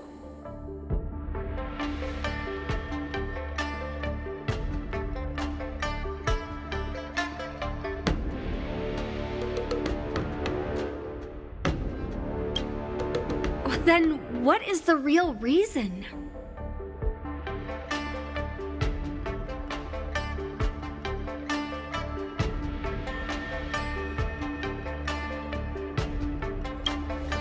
Seriously? All right. I understand. Once the war dance begins, you will be challenged by master swordsmen from many different worlds, Miss March 7th. Are there any that you're looking forward to facing in particular? May I ask who that might be?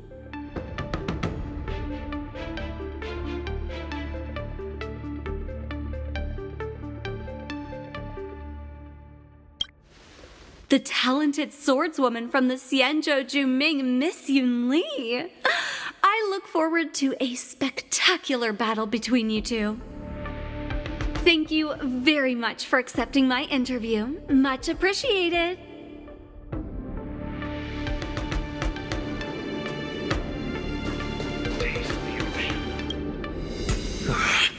I came here because I wanted to meet the great Lieutenant Yunching I've heard so much about, and finally cross blades with him myself. Who would have imagined that he would take a disciple and have her be the ringmaster in his place? This is no more than running away from a fight, and is a great dishonor to the Yao Qing. This last-minute replacement, March 7th. Who exactly is she?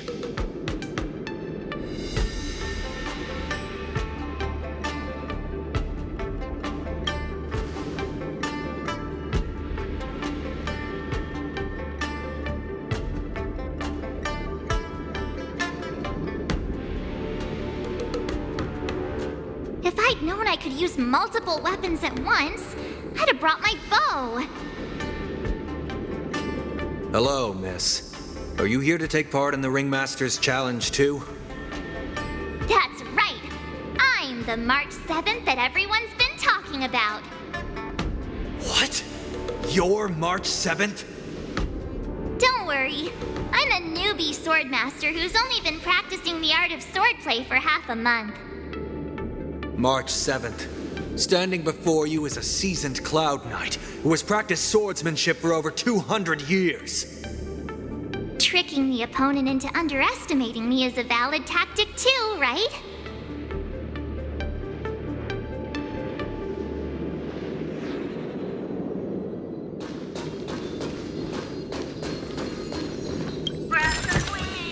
No danger detected.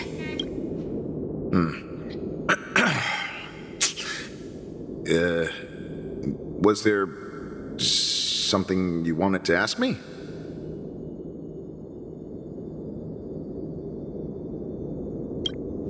Ah, yes. Yeah, this is just a regular Cloud Knight Devastator glaive. Oh, I understand what's going on, Miss March 7th and Miss Yun Lee. I'm actually not a contestant. I'm just here as a security guard.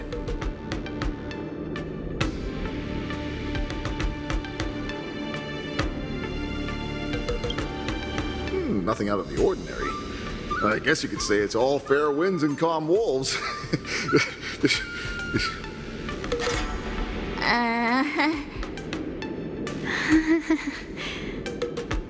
Another awkward pause. I knew it.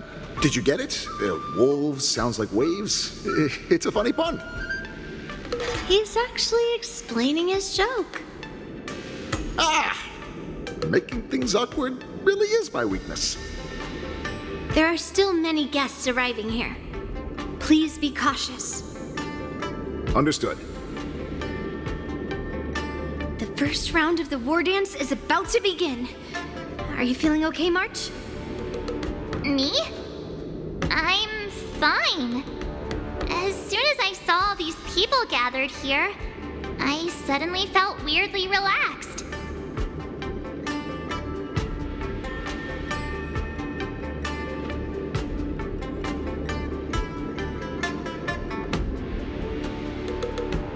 Make sure to maintain this composure when you go in the ring. I understand why you wanted me to know myself and know my enemy. I don't feel as nervous as I did before.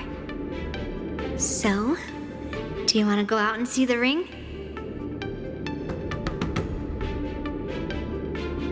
I knew it! Let's go.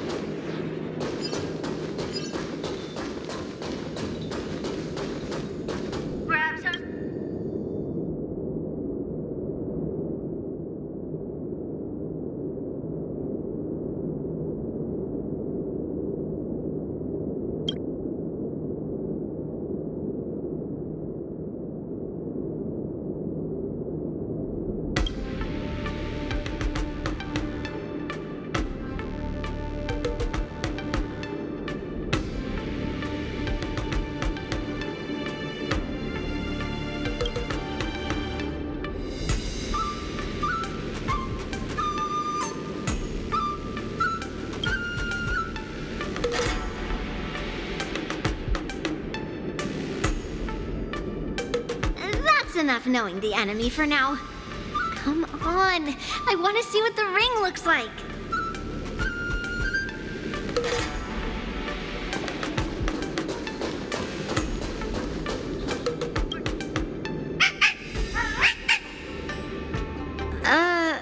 You're even asking dating?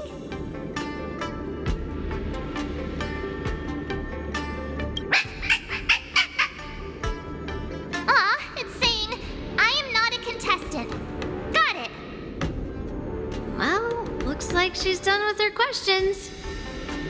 That's enough knowing the enemy for now. Come on, I want to see what the ring looks like.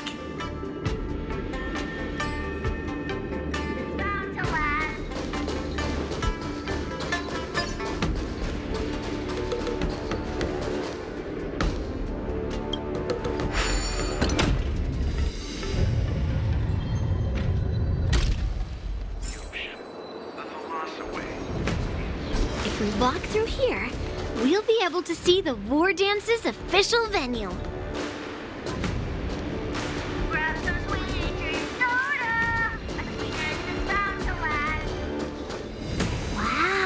So this is what it's like from the spectator seats? Look over there. That's the ring we'll be standing on. Master Yun Li? I'm getting nervous again. Can I really do this? Well, it's too late for nerves now. It's almost time. Almost time for what? As soon as I think about the mission General Huayan gave me, my heart starts racing like crazy.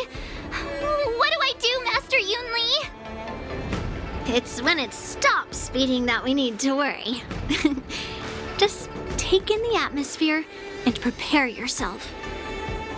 I have to leave for a moment and do some inspections around the ship. This was also part of Grandpa's orders. I wonder how Master Yanqing is doing over there. Hey, focus.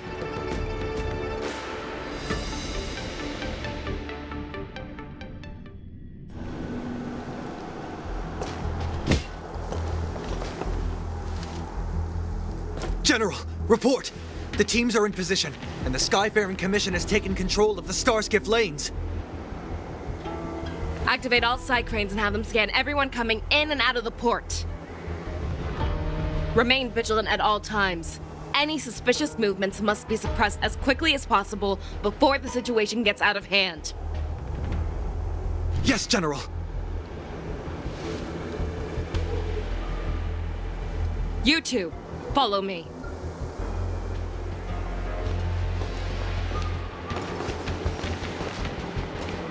Moza's signal's nearby, but we lost contact just a moment ago.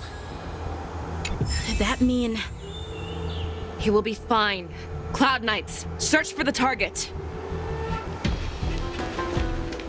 Please stay tuned.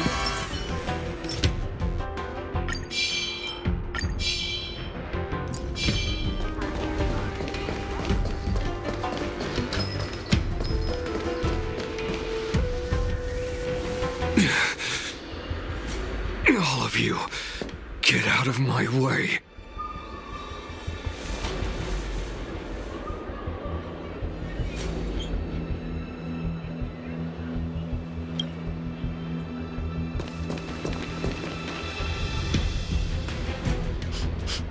Wait. Don't go any closer. General, I failed you. That mad dog left me here as...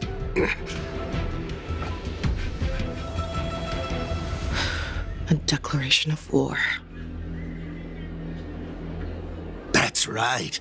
I've been holding back the urge to slit his throat all this time. Well, Lord Hule ordered us to remain here, just to see.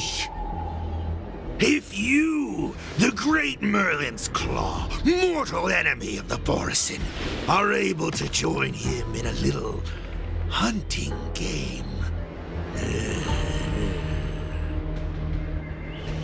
Hunting is not a game. It is a battle of life and death. Are you ready for your death, abomination?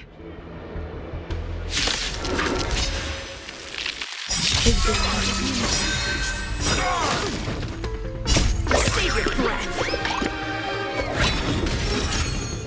All will be swept away by the wind.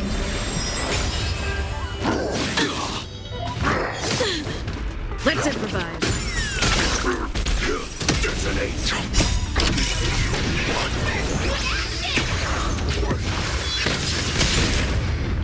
A road of no return for all of you.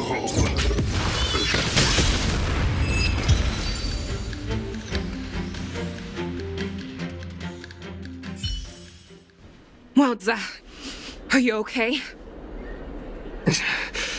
I wasn't able to save Jiao Chou. Hule was more cunning and powerful than I imagined. Tell me, how is he planning to declare this war against me? With a one-on-one duel? Or with a hostage exchange, maybe? Hule is planning on attacking the bustling streets of the Xianzhou Luofu. What did you just say? Impossible. Even if there are still undercover Borisin that we haven't sniffed out, Hule can't have more than a few dozen people. How is he planning on simultaneously attacking the streets of the Xianzhou Lafu? He has an ace up his sleeve. Hule's body holds a plague mark passed down through generations of Borisin.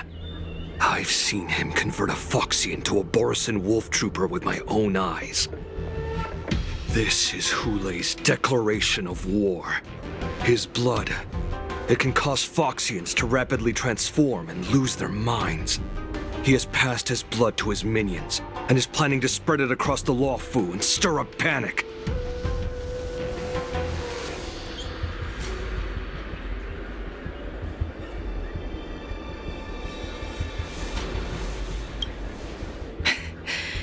He wants to encircle us in one fell swoop. This beast is truly unpredictable. Contact the Skyfaring Commission and the Cloud Knights right away. Have them enforce a traffic ban and order all Foxians to remain indoors until further notice. The moment you see your enemy's declaration of war, it means that they have already begun to take action. But if Hule succeeds in getting this panic to spread... Do you remember what I told you before? Hunting is about thinking the same way as your prey, not just mindlessly chasing after them. What Hule wants is to see everyone on the Luofu descend into panic. He wants to see us lose our minds and waste our limited manpower scouring every inch of the Luofu for signs of an attack until we exhaust ourselves. It's like that party game that the people of the Yaoqing love to play. They hide an object under one of several bowls, then move the bowls around and have you guess which one the object is underneath. The way I see it, this is all nothing more than misdirection. No matter what Hule does, there is one truth that cannot be changed. He is trapped aboard the Xianzhou Luofu. The only way for him to escape is to find a ship.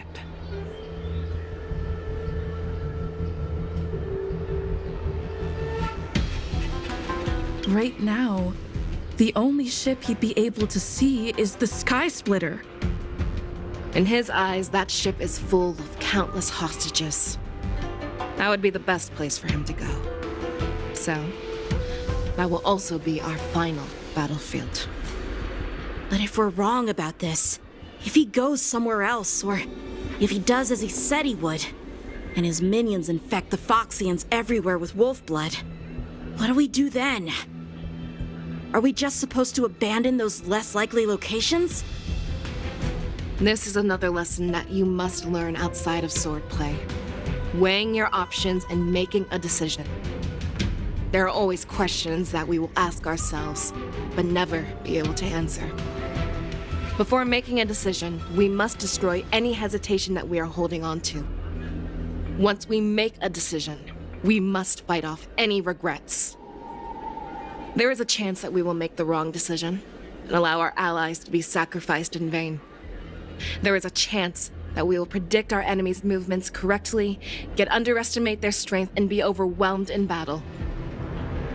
But being lost in hesitation and failing to take any action will always be more harmful than taking the wrong path. We must make a decision, no matter what. Everyone, listen up. I will personally take charge of Starskiff Haven, evacuate the people, and prepare for any possible attacks. I will do my best to ensure that things are safe on the ground. Nameless, please lend us your strength as you did when the Ambrosial Arbor was reborn. I need you and Wildza to go in search of Jiaoqiu. General, please entrust me with the safety of the Sky Splitter. I was originally meant to participate in the tournament, so now it is only right that I return to the Sky Splitter. If Hule does come to attack the Sky Splitter, Lieutenant Yanqing, I need you to hold him there until I am able to arrive. Please rest assured, General. If he dares step foot on the Sky Splitter, I, Yanqing, swear on the blade in my hands that he shall not escape.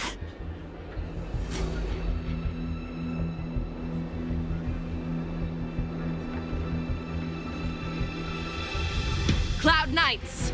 The Borson have arrogantly decided to challenge us on Xianzhou territory. They vow that they will unleash a bloodbath along the streets of the Xianzhou. The unarmed civilians of the Xianzhou and countless visitors from afar are under our protection. Let me ask you, as Cloud Knights, will we allow the Borson to succeed with their plan? Be on your guard.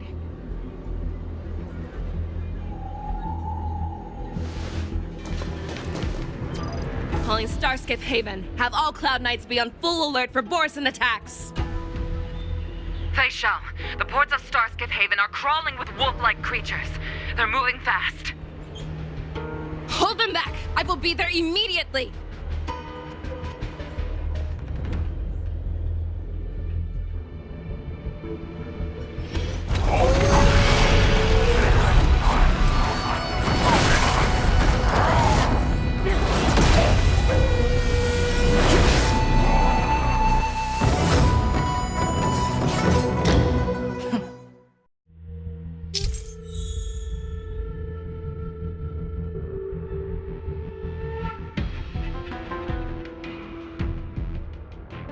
There you are, Fei Shao. Madam Yukong! After 30 years, we find ourselves fighting side by side once more. It's been a while since I've let loose. Let's get this started. Remember, you are still on the Law Fu. Try not to go too wild. Let's see.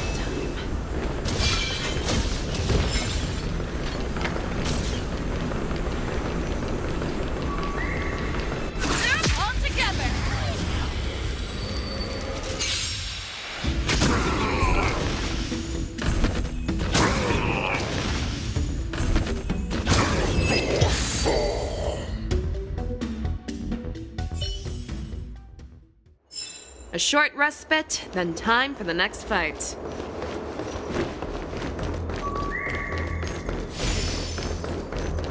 Let's see.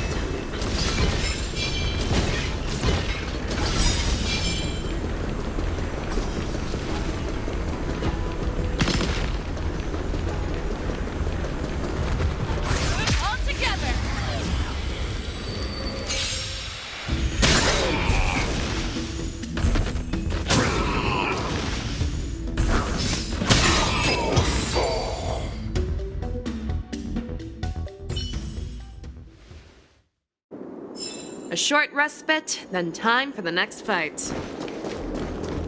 Let's see.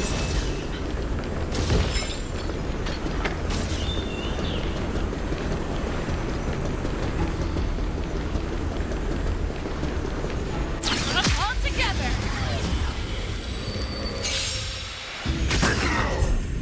Never hesitate! Forever triumphant! Victory is inevitable! Recalibrating. Detonate.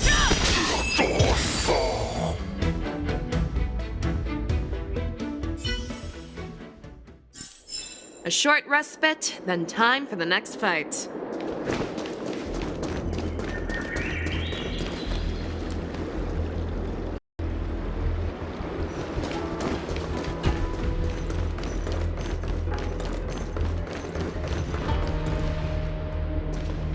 We have cleared out the enemies in Starskiff Haven. But it seems that there are fierce battles being waged at both the Exalting Sanctum and Arum Alley. I will prepare a Starskiff. We cannot allow the fighting to continue. This is now a race against time to stop this farce that Hule has created. I know Zhao Cho always wants me to know my limits and not get carried away, but now is the time to bring this to a swift end. Contact the Exalting Sanctum. Tell them if they see a light in the sky, all units are to retreat immediately. Madam Yukong, lend me your bow.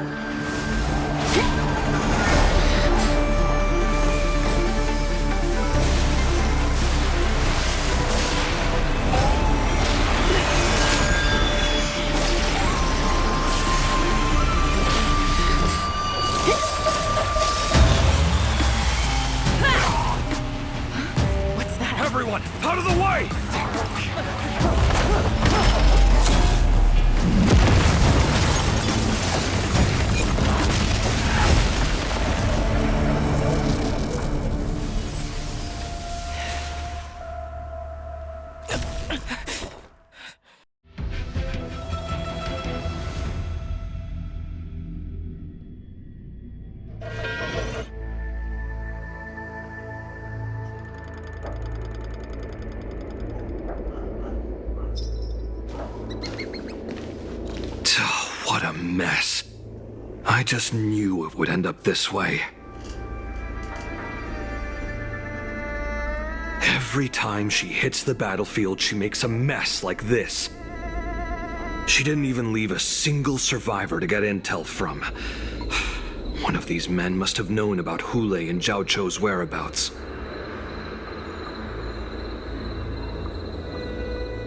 He has to be. A retainer like myself is nothing more than an insignificant shadow who stands by the general's side. But Zhao Chou is different. Without his careful treatment, the general wouldn't even be here today. Hopefully, he can use that silver tongue of his to buy himself enough time. Take a good look around. If you can find one or two Borisin that aren't dead yet, let me know. I don't care how tight their lips are sealed. I always have a way to crack them open and get the information we need.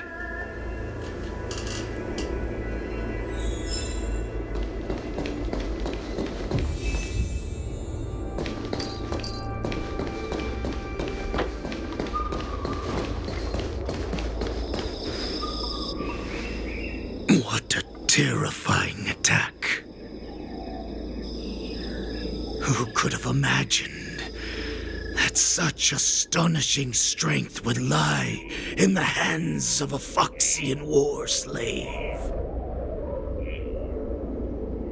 So decisive, so brutal. She is more like a descendant of Duran than we who have fallen to our current state. No wonder the warhead has his eyes on her.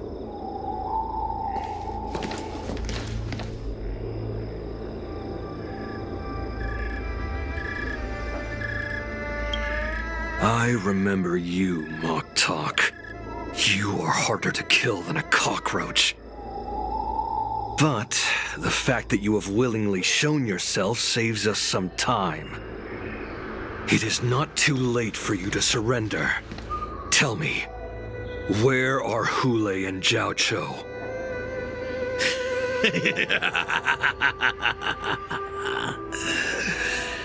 Save your energy, Yao Qing monkey.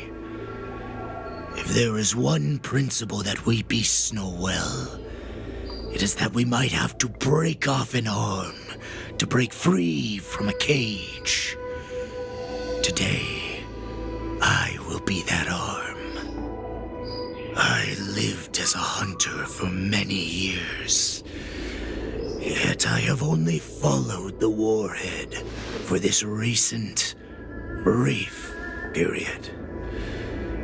However, his existence has brought light back to our once blind eyes, like the moon of Verdantia.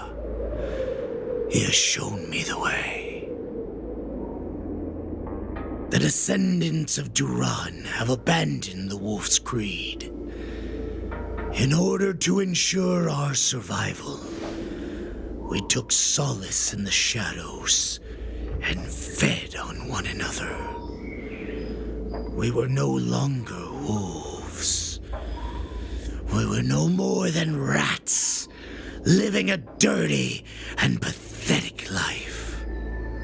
Thanks to the gift granted to us by Lord Hule, I have shared his vision and his blood. The descendants of Duran should live for the victory of the pack, and they should die for it as well. Come, Yao Qing man. Show me your fangs. We will fight to the death! How honorable, you mangy dog. But you seem to have misunderstood. There will be no fair one-on-one duel. Let's see how tough you are once we've put you down.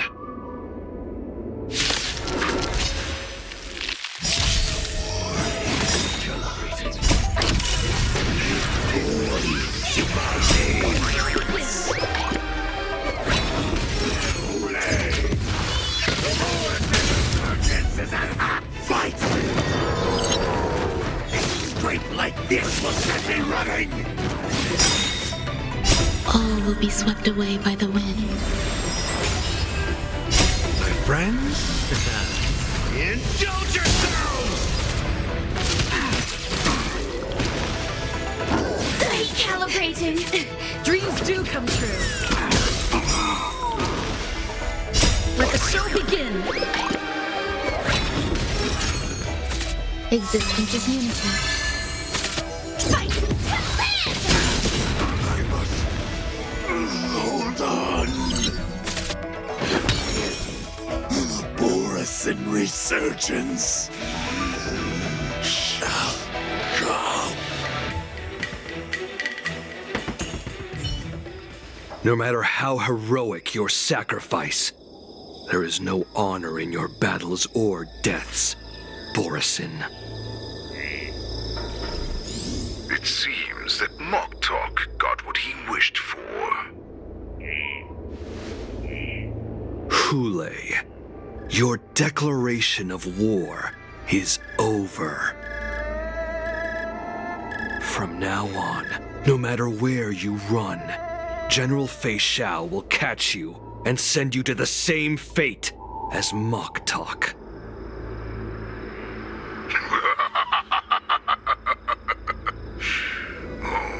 Your tongue is sharper than your claws. Don't stand in my way, child. Have your general speak with me. Our little hunting game is not over yet. Stand down, Watsa. I am here, Hule. What do you wish to say? The Merlin's Claw.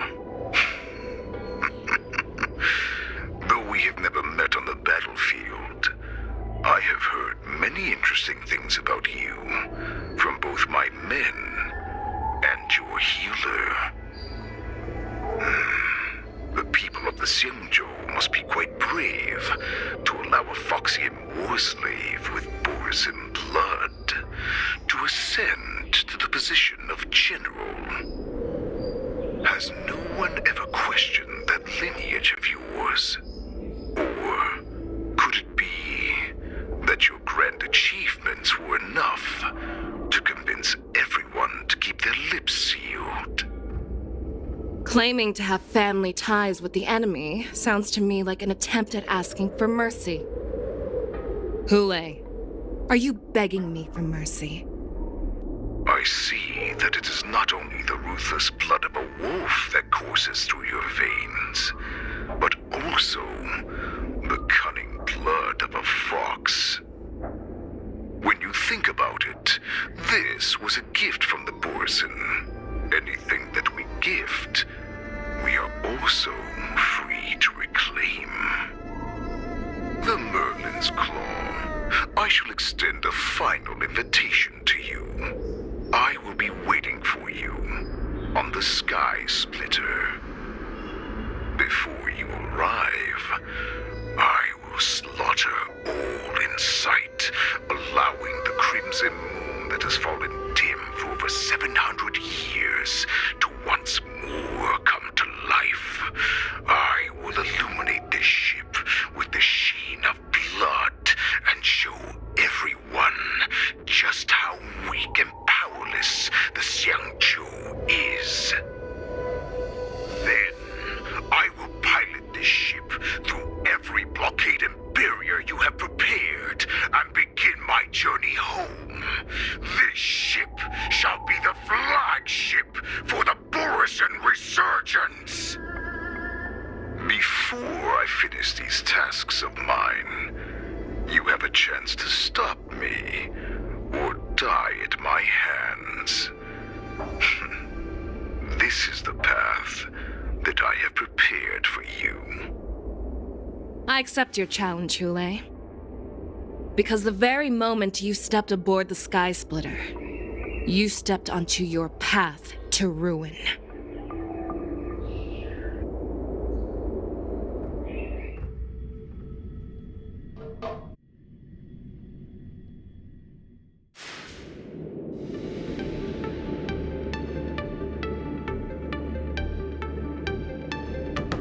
I'm entrusting you not only with the honor of the ring, but also with the security of the Sky Splitter. That's easy for my grandfather to say. But this mission doesn't seem so simple anymore. The first round of the tournament is about to begin. I wonder how Yanqing and the others are doing.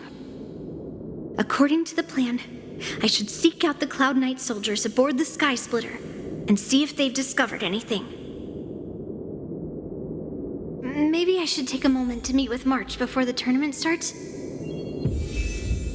March is in the contestants' lounge right now. Oh, I wonder how her preparations are coming along.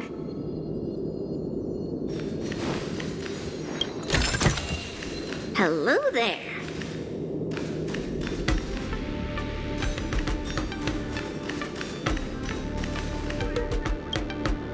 March, it's me, Yunli. Are you okay?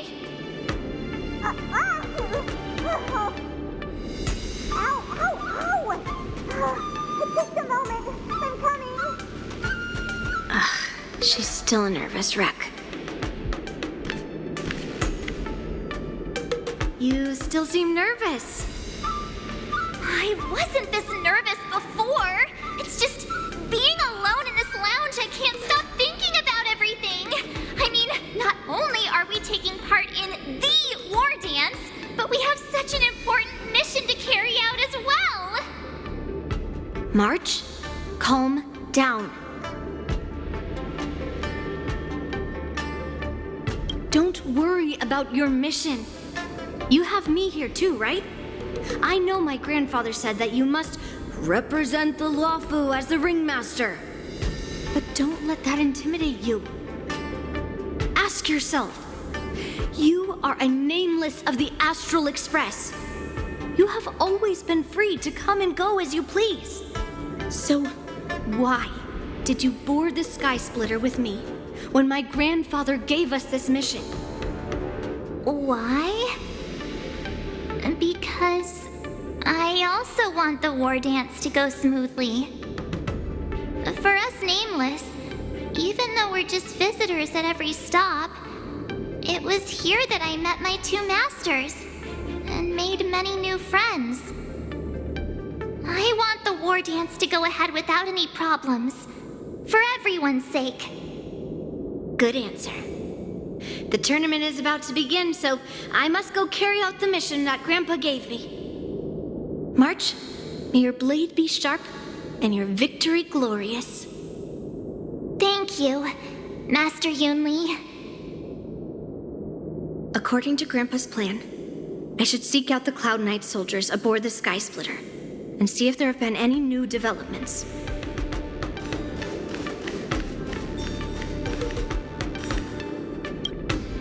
Is that you, Miss Yunli? If there's anything that I can help you with, please let me know.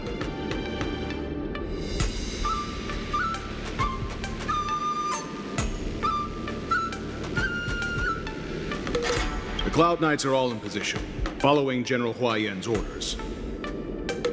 Very good. Although, there is one thing I want to confirm with you.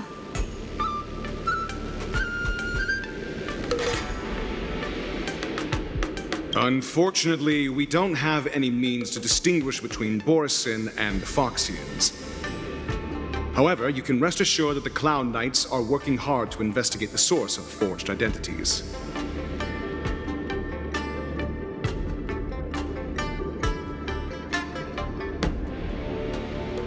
All Cloud Knights on the Sky Splitter have their own responsibilities and wouldn't dare neglect their posts.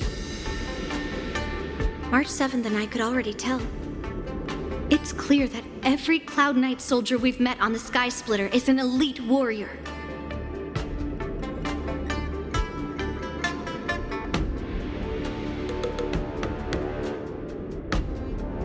Your timing is perfect, Miss Yunli. We actually just received an emergency boarding request.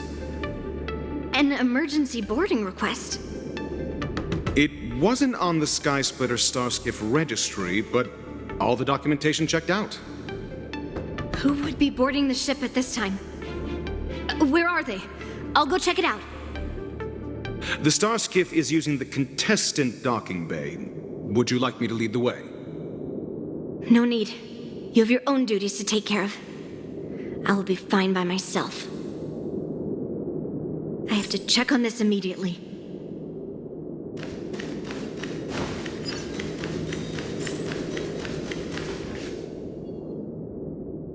Routine inspection!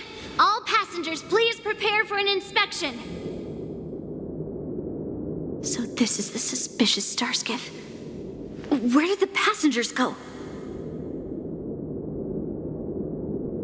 I'm going to count down from 10. If you do not come out, I will destroy the ship. 10, 9, 8, 7, 6, 5, 4. The time is running out.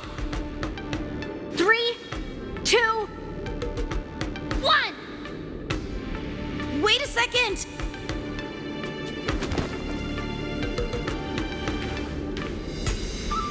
It's me! It's just a routine inspection. You weren't actually going to blow up the ship, were you? Is that also some kind of Zhuming custom?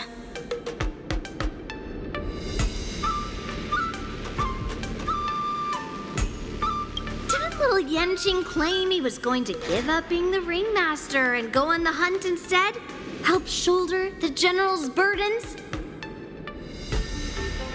The Borisin on the ground suddenly launched an attack. General Fei Xiao was concerned that this was all a diversion by Hule, so I requested to come to the Sky Splitter and provide support. I can't believe you ended up back here on the Sky Splitter after running around all over the place. But you're too late to enter the tournament now. Following Grandpa's plan, our disciple March is taking your place as ringmaster. Aren't you proud of her? When I first heard the news, I was definitely proud, but also a little concerned. More manpower is always a good thing, since the Sky Splitter is so large. Oh, and by the way, you should know that... What's happening?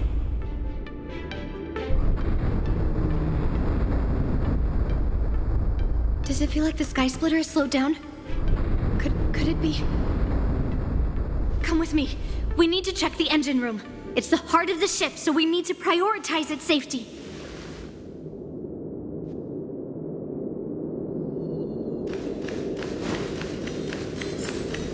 The war dance is about to begin. Contestants, please make your way to the arena.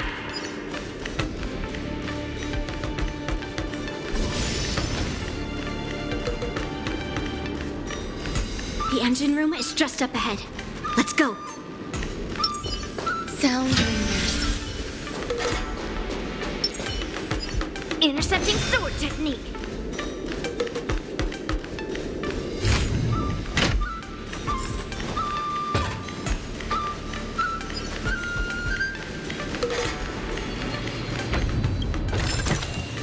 Hello there.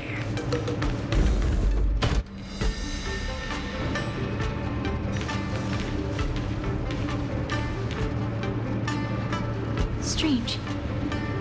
Why is there no one here?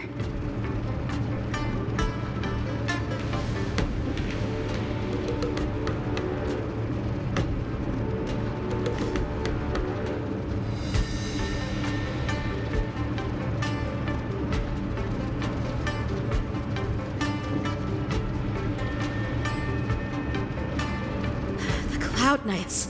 They're over here.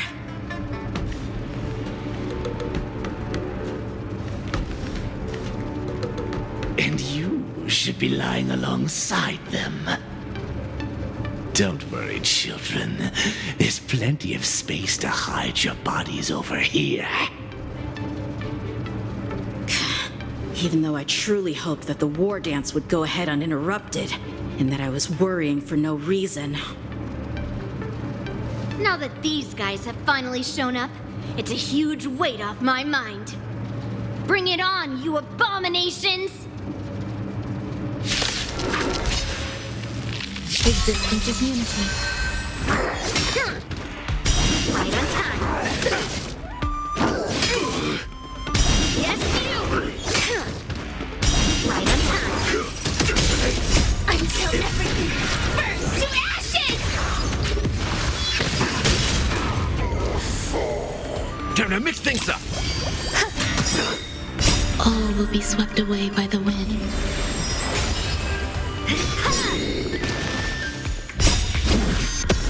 Set the seas ablaze!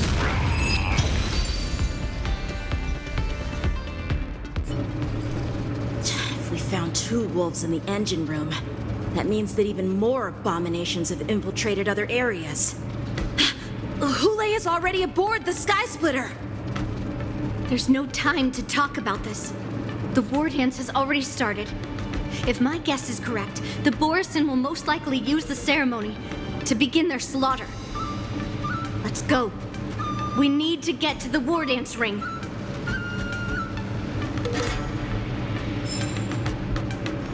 Come with me.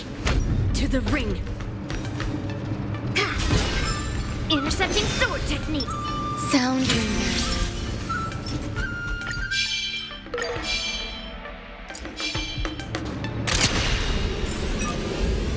Firefly Type 4. Activate! Through clouds! Eternal. Yes, you! Yes, you! Until everything burns to ashes!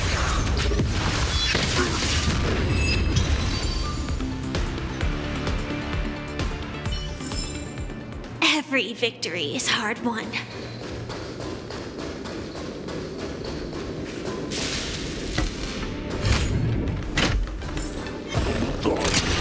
Firefly Type 4. Activate! Yes, you! Detonate! Until everything burns to ashes! Bring mountains set to the seas ablaze!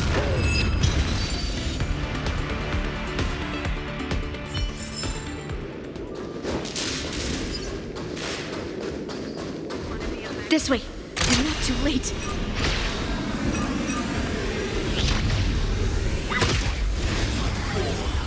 Activate! Yes, you! Recalibrating! Yes, you! Attack! Until everything burns to ashes!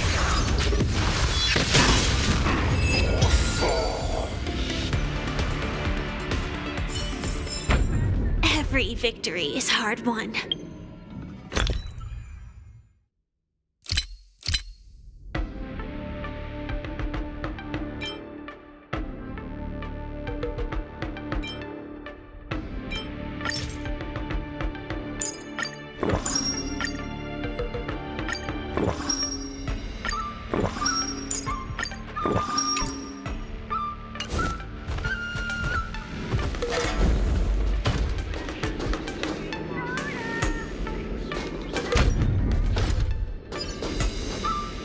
We would like to welcome all of our honored guests and contestants to the Xianzhou Luofu's Luminary War Dance Ceremony.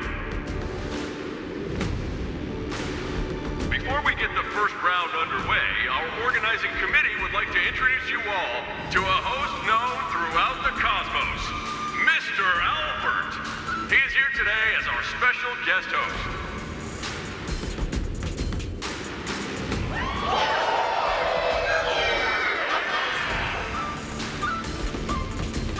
Let us invite our special guest host, Mr. Albert, to the stage to formally open the war dance.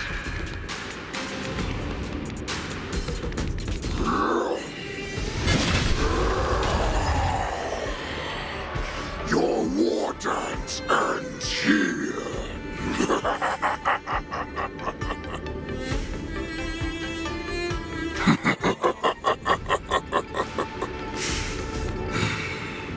From this moment on, the Sky Splitter belongs to me. And for you, dear spectators, I have prepared a true fight to the death. Now, run for your lives! My apologies. The spectators that you were expecting aren't here. Everyone here actually came to see you. Cloud Knights, prepare for battle! Xianzhou swords, Cloud Knight roars! Xianzhou swords, Cloud Knight roars! Xianzhou swords, Cloud Knight roars! Xianzhou swords, Cloud Knight roars!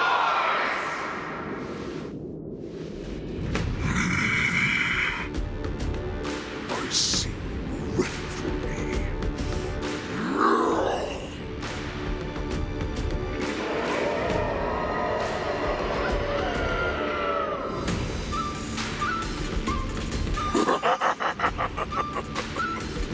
That's fine too. Since you have all prepared for your deaths, come, give me all you've got.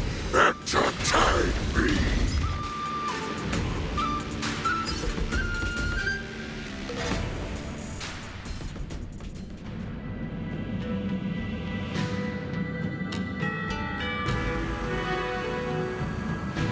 Surround your enemy, but leave one side open. This is your strategy for ensuring that the war dance will be able to be held as usual? Precisely. When Hule escaped, we should have cancelled the war dance immediately. No one can predict where a wild beast like him will attack. Yet festivals and celebrations like this are likely to become targets. However, preparations for the war dance were in the works for so long, I couldn't bear to announce its cancellation. So I thought, if the show must go on, then let it go on. But that doesn't mean that the war dance we hold today has to be the real event. All we need to do is swap all the spectators and contestants aboard the ship with Cloud Knight soldiers, and the Sky Splitter soaring high above will become the ultimate battleground for our hunt. But what do we do if Hule is not planning to attack the war dance? Then we just need to draw his attention to the Sky Splitter. We'll have the Skyfaring Commission clear all transport lanes and cut down Starskiff traffic. Then, when the time comes, there will be only one ship in the sky, and he will have no reason not to attack. General Fei Shao will be in charge of scaring the wolves and cutting off their other means of escape, making him think that this will be his best way out. Given that the Borisin already have insiders on the Law Fu, I will be in charge of putting pressure on them, making them focus solely on keeping themselves safe. Very good. Then I'd better dust off my weary bones too. I will go with the Skyfaring Commission to guard the Jade Gate and ensure that things do not spiral out of control. Knowing that Elder Huayan is part of our last line of defense is a great comfort. This hunt will make Hule understand that the arrows of the hunt will always be one step ahead of the abominations.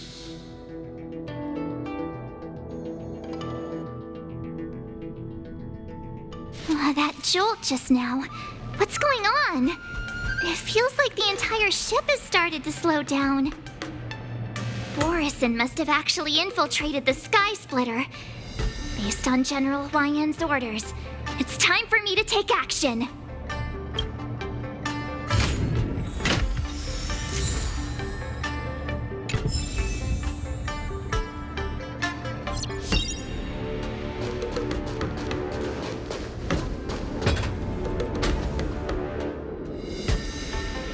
Peach Blossoms and Divine Sword descend.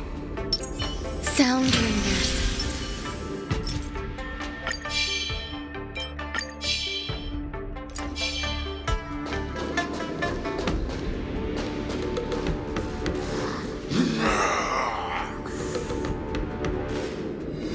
You guys, you're not Cloud Knights acting as Borisin, are you? You're real Borisin, aren't you?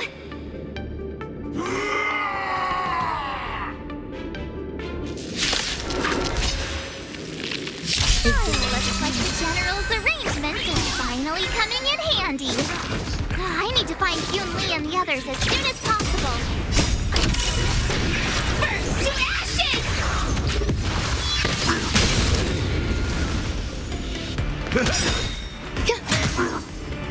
Enjoying yourself? All will be swept away by the wind. Set to the seas of blaze! The plan said that if Hule appears, the Cloud Knights will assemble and do everything they can to suppress him. Master Yoon Lee, where are you? March, I'm below the ring.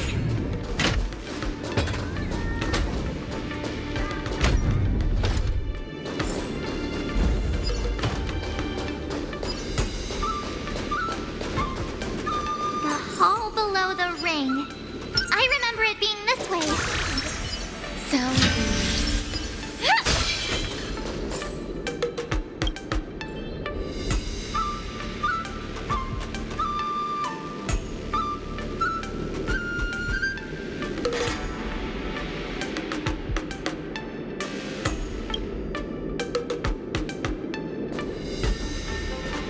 Master Yanqing!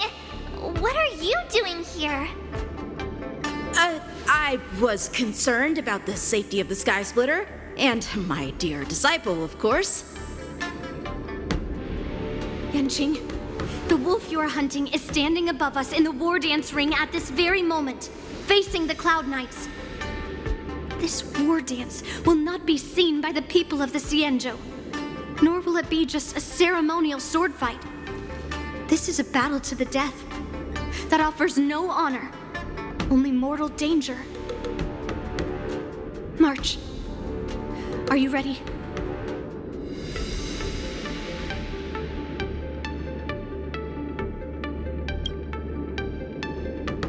If my masters are going to battle, how could they go without their disciple? Yoon Lee, Miss March, may your blades be sharp, and your victories glorious. May your blades be sharp, and your victories glorious. May your blades... Ah, forget it. Let's go and make this a quick victory.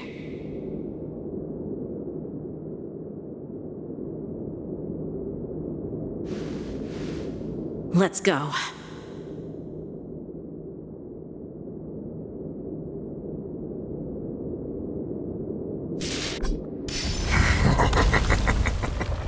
So feeble. Such weakness is truly pathetic.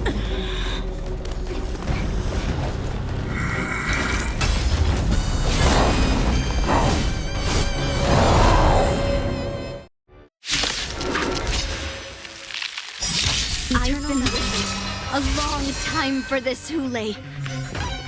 I see Fei Xiao has sent some young cubs to the slaughter.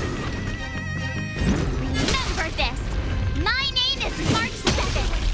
Ringmaster of the Law Fu. Take this one. Does the Xianzhou Law Fu not have any worthy warriors? I wouldn't let my guard down if I were you. It's about time this old wolf tasted defeat at the hands of a young cub. Time to show you what I can really do. Azure Dragon, White Tiger, Leskar, Wasp, yes! In the mood for another beating? Until everything burns to ashes! Nice like a good brew, my friends. Indulge yourselves! Firefly Type 4 in position. Set to the seas of flame! Grace and elegance. It's nothing.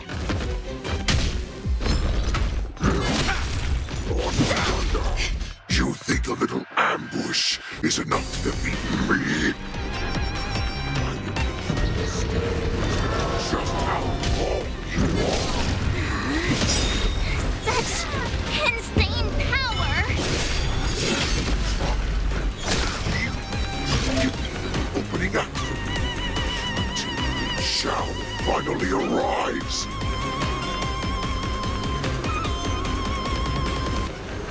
Every petal in life's garden, all will be swept away by the wind.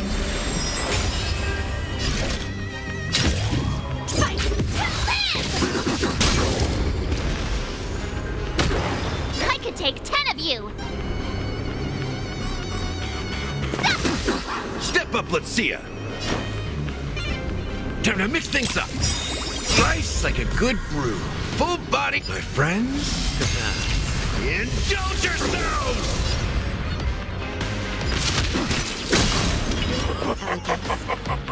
Swing with all your might.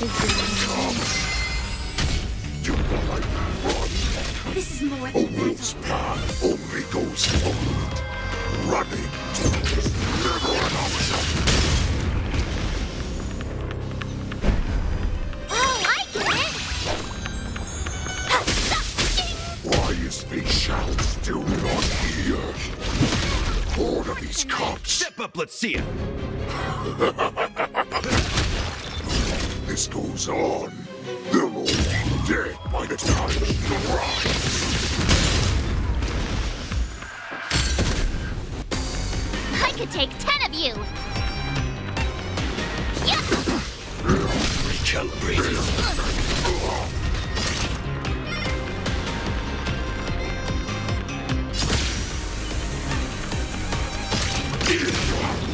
Ah, it's nothing. Recalibrating. Time to show you what I can really do! Azure Dragon, White Tiger, less carbs, watch this!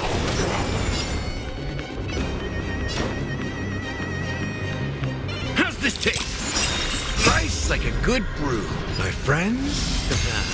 Indulge yourselves!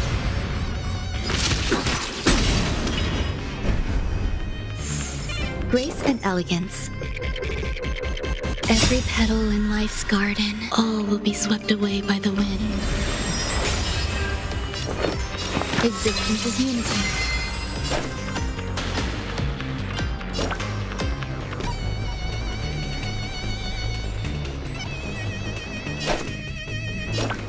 Nice job! Not bad. But it will take much more than that. Your feeble weapons are like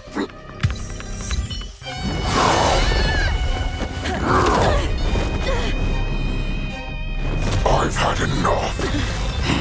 Time to finish this game. What's happening?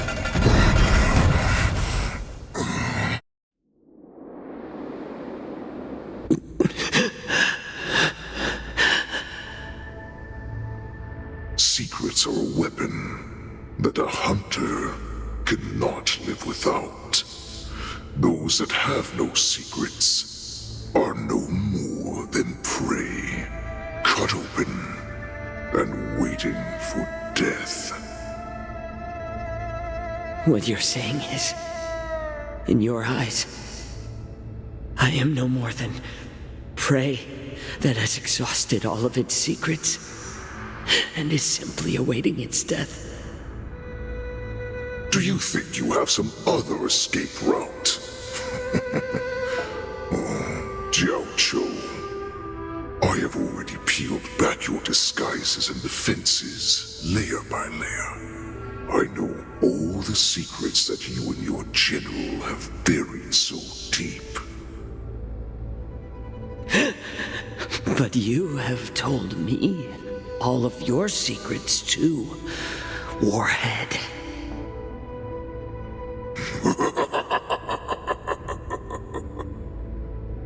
Oh, but you will never have a chance to use them.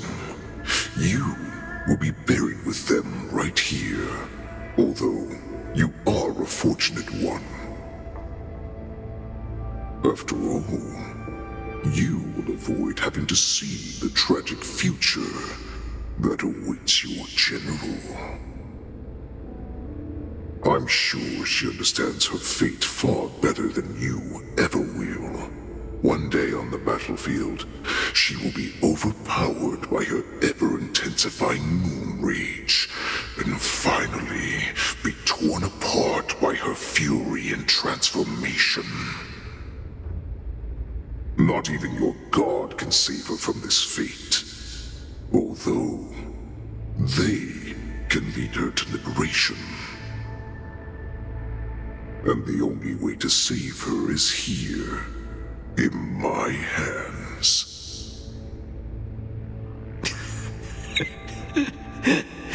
Are you the healer? Or am I? Are you really that certain of your own judgment? I must leave, Foxian. But before I go, you know what I must do, don't you? Drink blood wine. I hear it is a Borisin custom to kill prisoners and drink their blood before battle to stir up their madness. You really did put hard work into researching us. It is a shame that this is where your journey ends.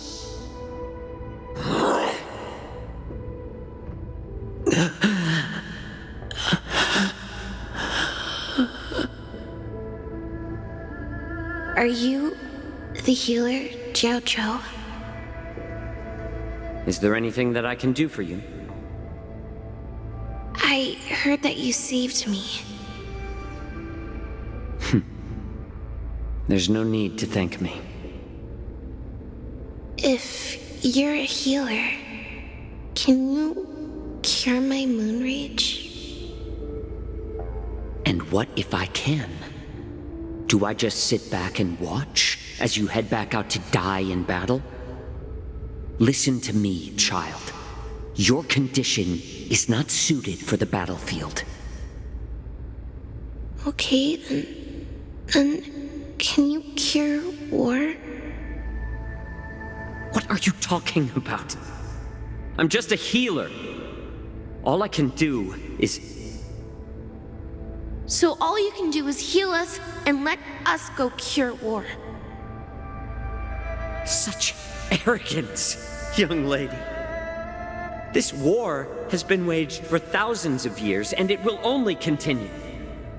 What do you mean by cure war? All you will achieve is getting yourself killed. You healers work yourselves to the bone to save people, even though there will always be sickness and death. So we will also keep fighting. I cannot speak for the dead, but I know that General Yueyu, as well as all the warriors that never returned from battle, will not have died in vain. They fought so that others could make it home alive. Your actions are no different.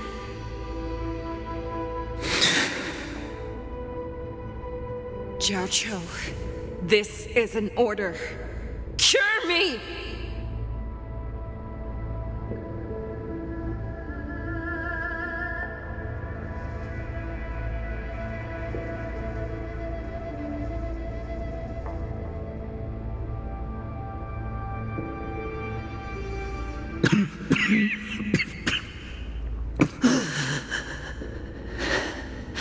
Those who have no secrets are no more than prey, cut open and waiting for death. Enjoy the taste of my fresh blood, Hulei. Unfortunately, I am not a man without secrets. I still have one little secret hidden up my sleeve. Tumble dust. I drank it a while ago, and the poison is already flowing through my veins.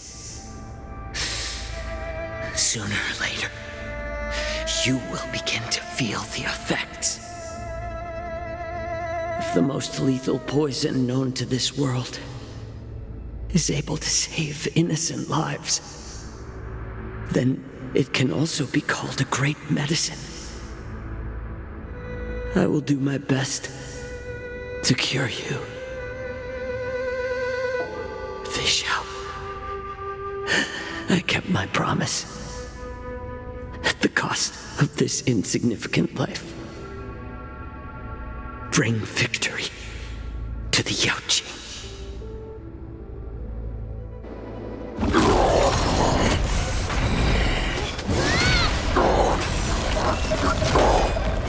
So, you want to play dirty? Here, it's colder. My sword is even colder!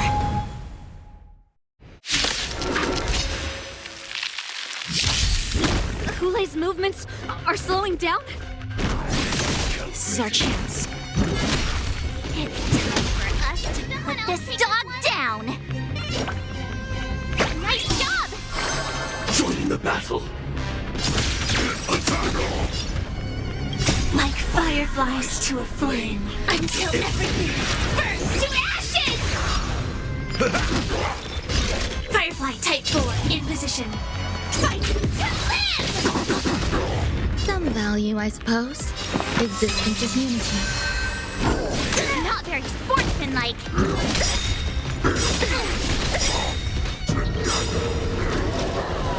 Every petal in life's garden, all will be swept away by the wind.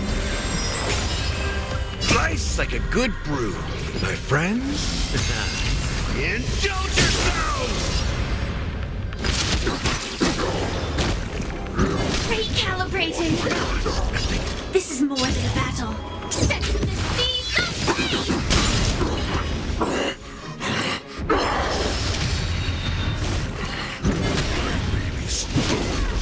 Need a shine. But that does not mean you can defeat me. Time to show you what I can really. Azure Dragon, White Tiger, less cards, Wasp, yes!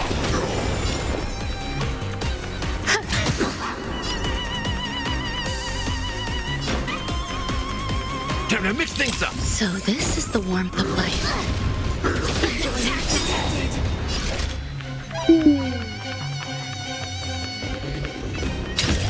Fight to live!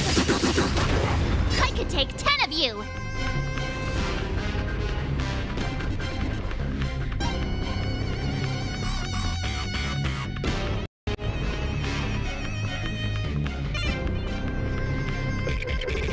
Oh, come on! Let me fight!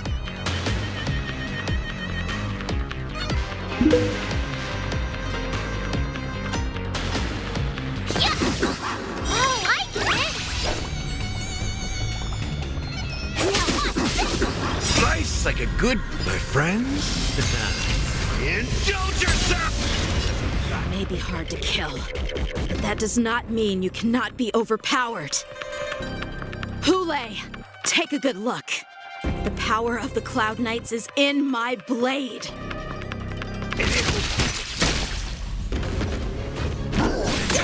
Nothing. This is more set to the seas of fate!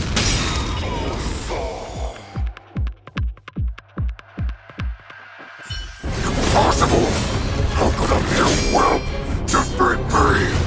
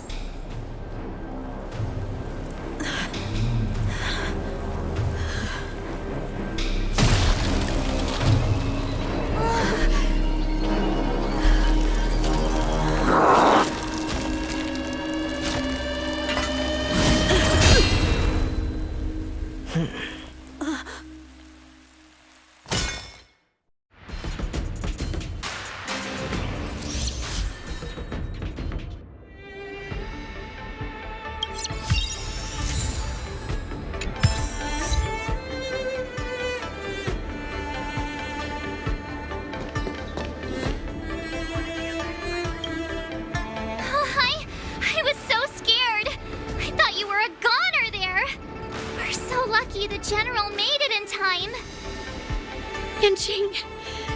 That was amazing! The final blow you dealt to Hule! How have I never seen that before?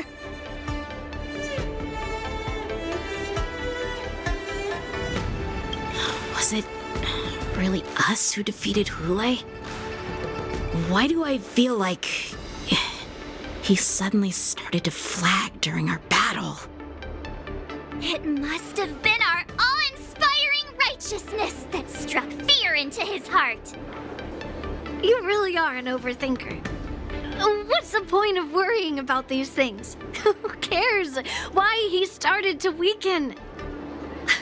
All that matters is that we won.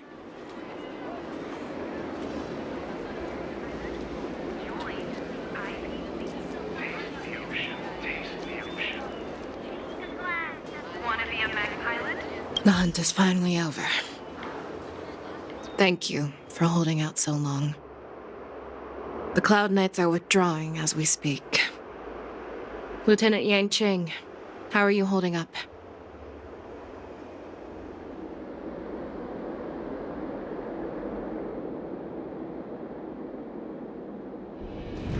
I thought I was done for. I wouldn't want General Jing Yuan to lose the disciple that brings him so much pride. When I sensed that Hule was not on the ground, I raced to get here as quickly as I could. Who would have imagined that I would arrive late to the battlefield for the first time in my life? No, perhaps you young ones' blades were just too fast for me. I originally thought, in the best-case scenario, you would team up and hold this beast back while protecting yourselves. However, you joined forces and defeated Hule. The youth are truly to be feared and respected.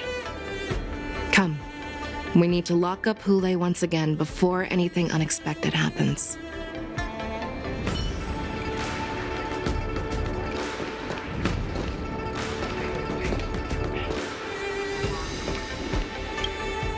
Such an unforgettable blade.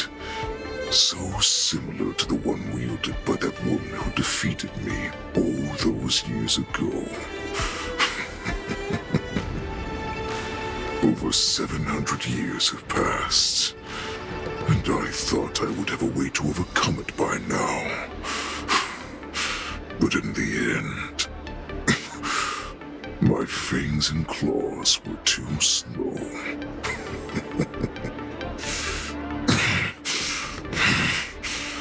You won, child.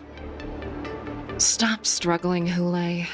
There's plenty of time for you to be tortured by your regrets when you go back to the shackling prison. Yes, I was defeated, but this was not unexpected. And regardless, you still showed your face, Fei Xiao.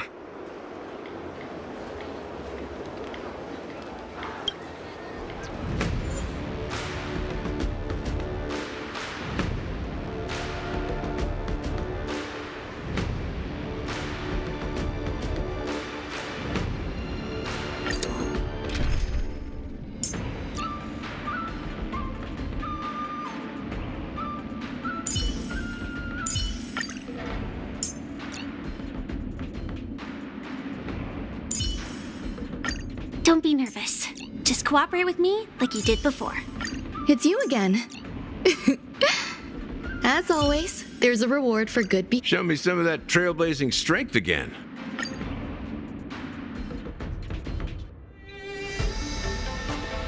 I have looked forward to this for so long. Our little hunting game has finally reached its climax. I told you before, I had a path prepared for you. You've doomed yourselves. As I meet my demise, so shall the entire Xianzhou Longbow.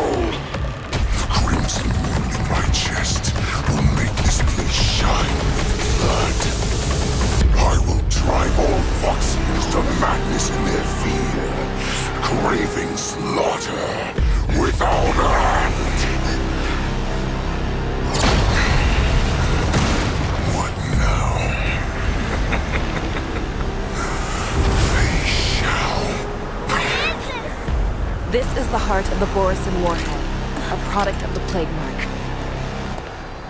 I'll leave the next part to you.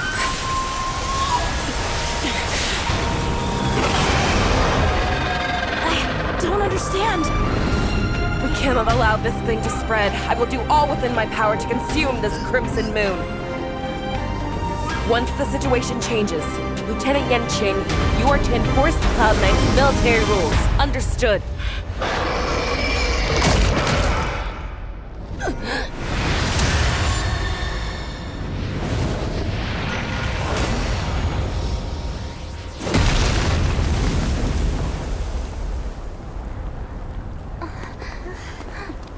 General!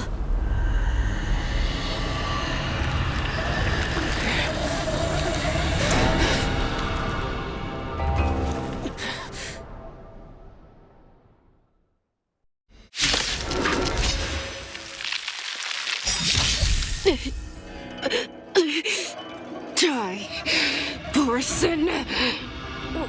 What? We clearly don't have wolf ears.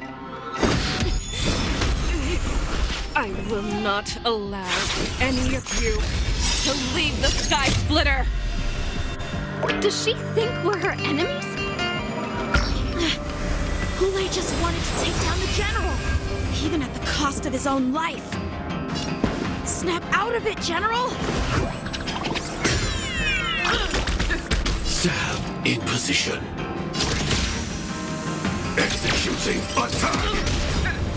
Like fireflies to a flame, I will fight for myself until everything burns to ashes!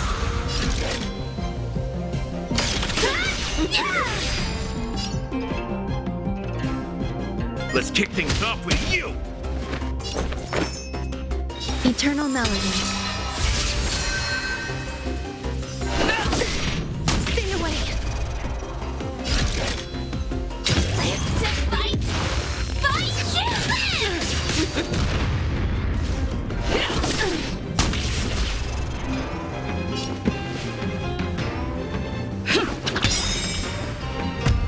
Just when I thought we'd get a minute to catch our breath.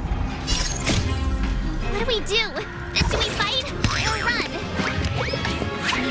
After all this, you still think running is an option?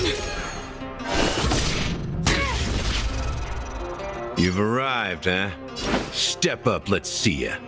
How's this taste? So this is the warmth of life. Like a good brew. My friends, indulge yourself.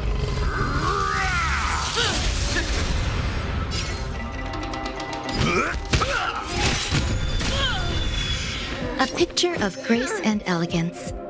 You'll do. Is that all you've got? I shall set the seas ablaze!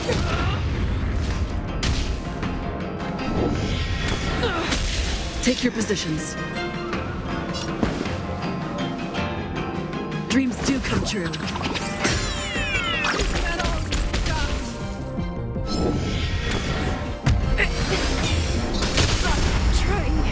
To we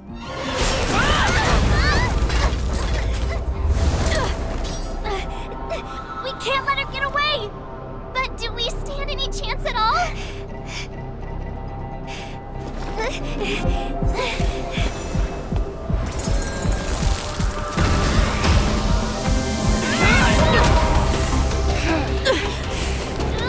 She said, I'll leave the next part to you.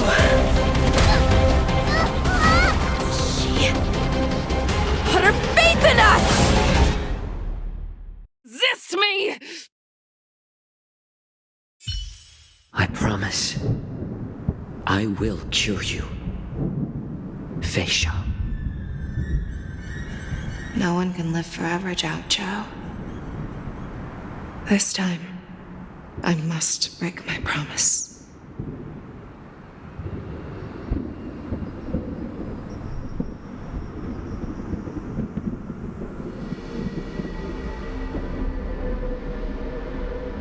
Is this the Sky Splitter? Or somewhere else? Lieutenant Yenqing, You are to enforce the Cloud Knight's military rules. Understood. We can't let her get away! Snap out of it, General! You always leave the hardest battles for yourself. Even now, you would never run away. Isn't it strange that as your enemy, I understand you even better than your own allies?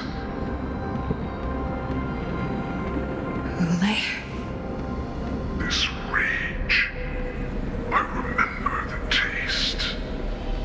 I know that it was the victory that it thirsted for. The hunt itself. Isn't that right, Fei Shao?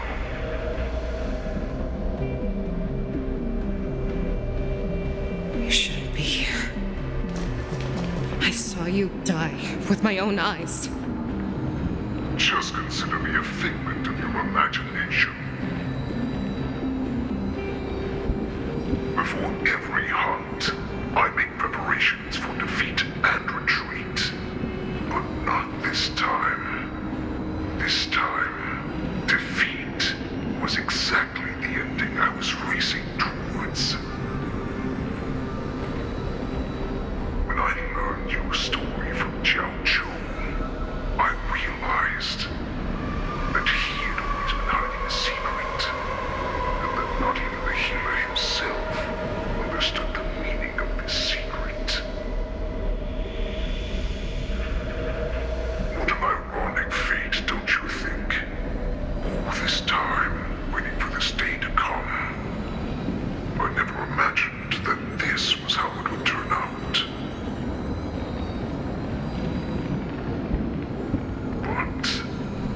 I accept it.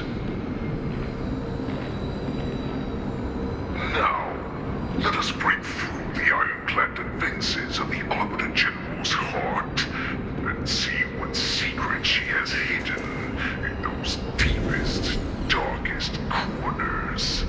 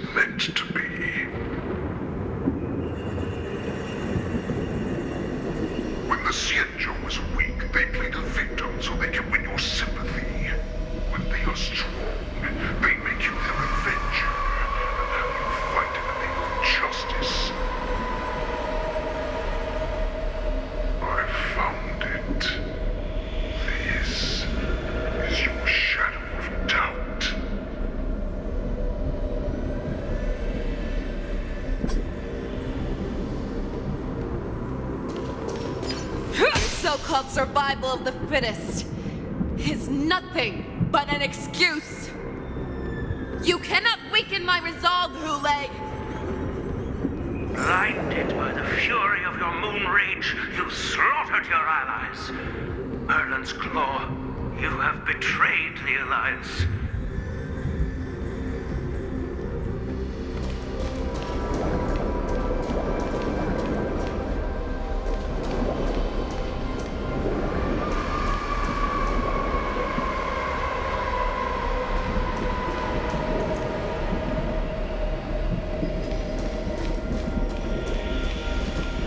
Your actions are no different from those of the abominations we stand against. At the end of the day, it is the blood of the abominations that runs through your veins. One day, you will inevitably become an enemy of the Alliance. Cloud Knights, formation! You ran into the arms of your new master's army without hesitation. You thought that you had found freedom, respect, and recognition.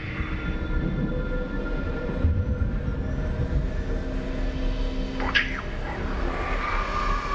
They know too well that a wolf will always be a wolf. Now your greatest fear is about to come true. You have become an enemy of the Xianzhou.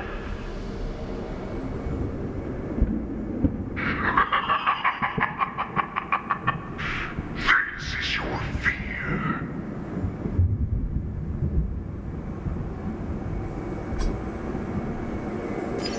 You aim to instill terror within me. Yet all of this is nothing but a phantom! You have returned, Lord Fray. The Warhead has returned.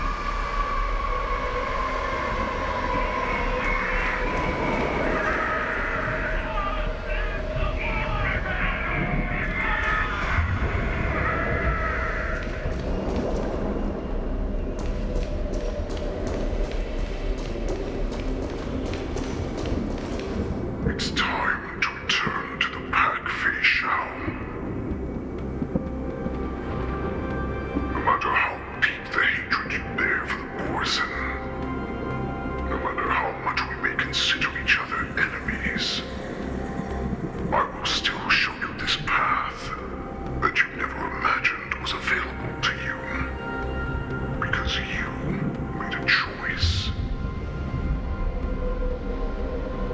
You devoured the Crimson Moon. You are worthy to become Borson's warhead. What did you say?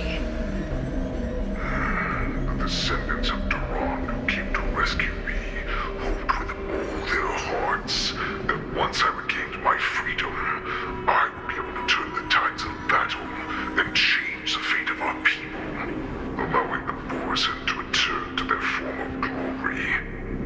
But this was just a dream used by someone with ulterior motives to manipulate the Borson. They would rather place their hopes of survival on an imaginary savior than gain the courage and strength to fight to the death. Borson like that deserve no more than to be sent to their deaths. And I, a prisoner who was held captive for over 700 years, a criminal of war who was deprived even an honorable death in battle, would become a puppet upon my return, at the mercy of others. This is a fate that I will never accept. For those who are truly strong, Foxy and Borson are no more than labels. Someone who is truly strong chooses their own path. I will create that new path for myself. I will pass the right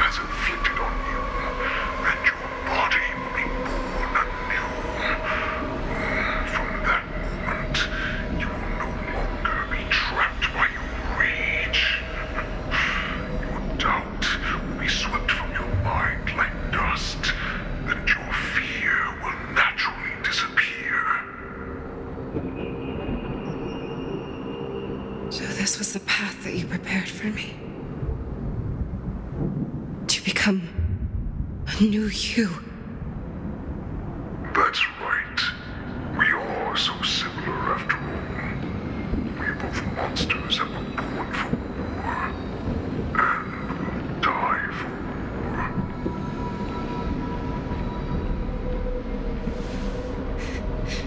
I'm sure my answer doesn't need much explanation. I refuse. I told you before, Foxian and Borzin are no more than labels. You can be whoever you want to be. You can do whatever you want to do. Accept these truths, and the Borzin will bow to you. Destroy them, reduce them to dust, or teach them to become servants of the Xianzhou. You are free to do as you please. Carve your name into the Xianzhou's history books, or into the list of arch enemies. You have the final say. You do not understand, Hule. You have no idea what it is that I truly desire. When I was just a child, I stained my hands with blood for the first time, in order to escape the whips and shackles of the Wolf Masters.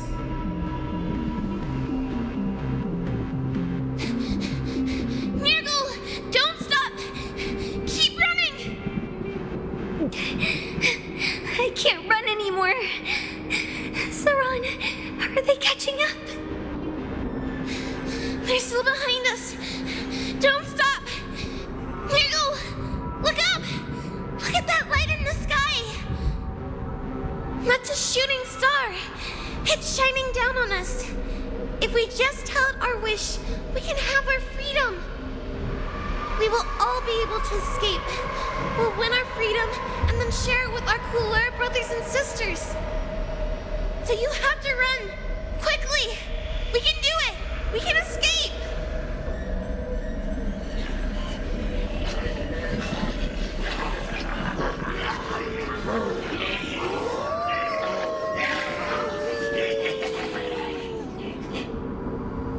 Nurgle, run with me! We ran and ran with all the strength we had. But we ended up losing each other. I escaped the hunting pack and encountered a woman that could fly. A Cloud Knight. I imagine you kept your promise. Unfortunately, when I led her back in order to free my Kulor companions, there was nothing left there but a bottomless pit.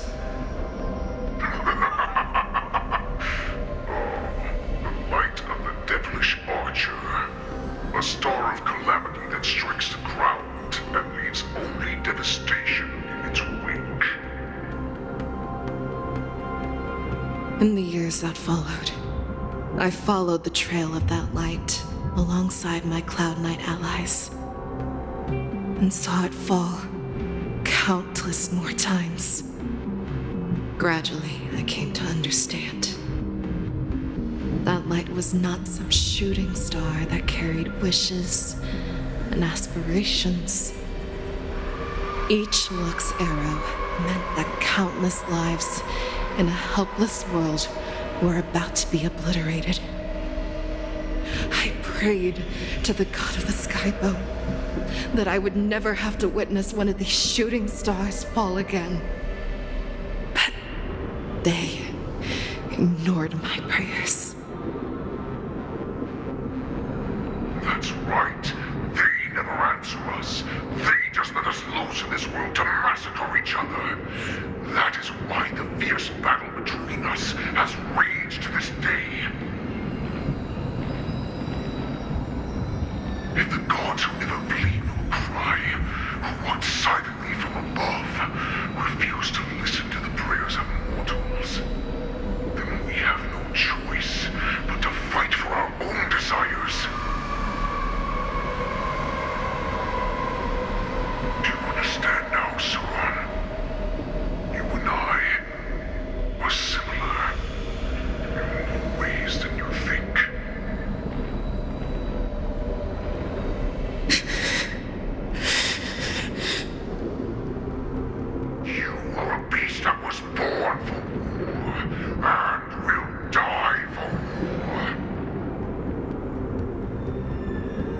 Hoyoverse. So, what is it that you yearn for, Hule? Why is it that you fight? I fight so that I can turn the stars above into a great wilderness for the Borisin to roam. What about you, Simone?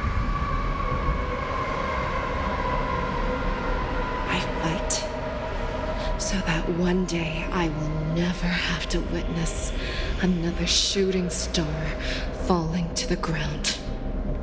So that just one more person can live and return to the Yaoqing alongside me. You would resist becoming the person you were supposed to be. Lower yourself from a free wolf to a domesticated fox just for the sake of one person.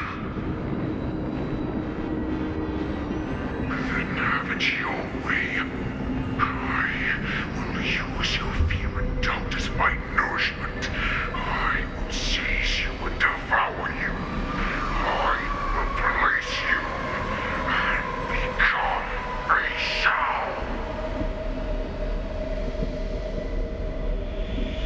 We are so similar. Both monsters that were born for war and will die for war. You were right when you said that, Hule. So, I shall pray to the heavens. Even if they do not respond to me, I pray that the arrows of the hunt will pierce the heart of every monster.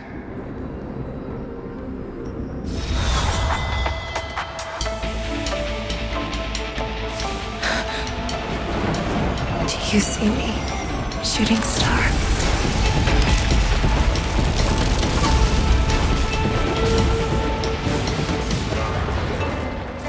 The knights are sworn to protect the Xianzhou. I will uphold this vow until my very last day.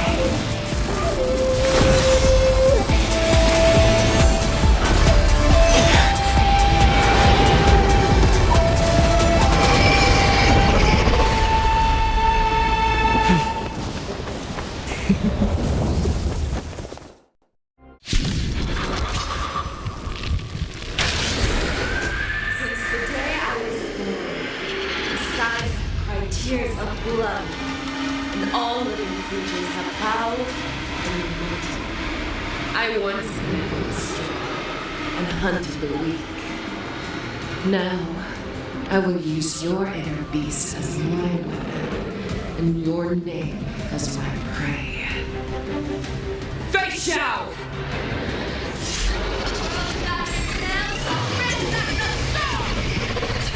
Your disguises and show you how cowardly and powerless you truly are, Hule! I will burst the heart of every Borisin and Foxian. The moment you grow weak, it will devour you! Back down. Never hesitate! Too slow.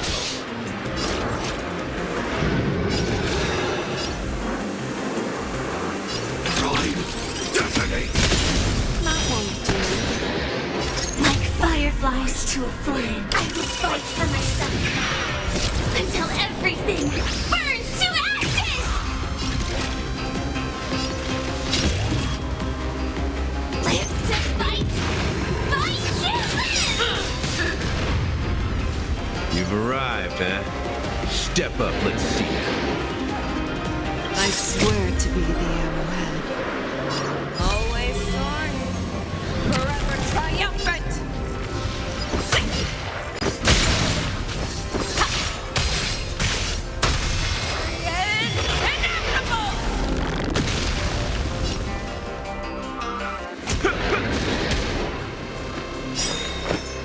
Every petal in life's garden will be swept away by the wind of time. All things are as one. Enjoying yourself?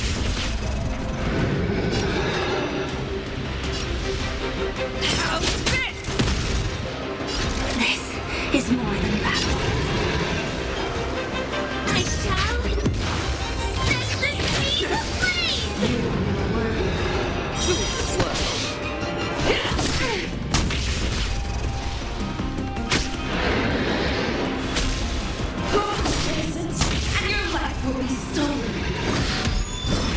But death, and you shall live forever! Let's kick things off with you! You are Nice like a good brew, my friends. Indulge yourself.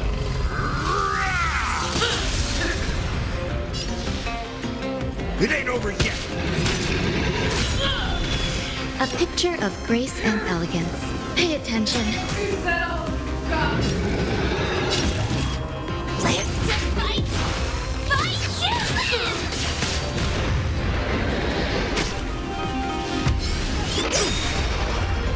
Every petal in life's garden will be swept away by the wind of time.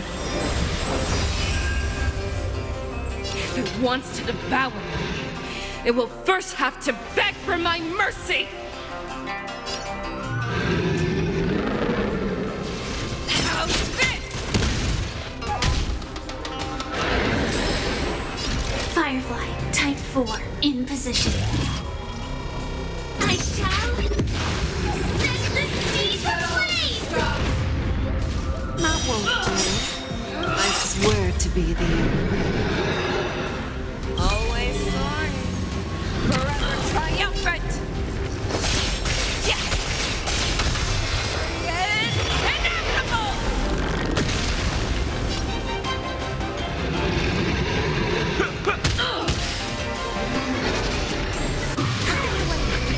There's more to life than drawing breath. Eternal melody.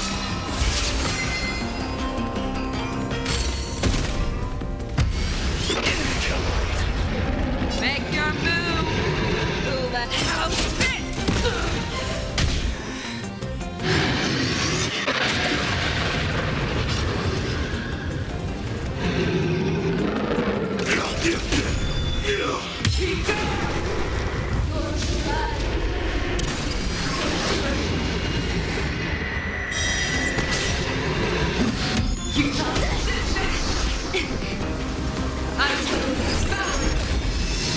Alright, man.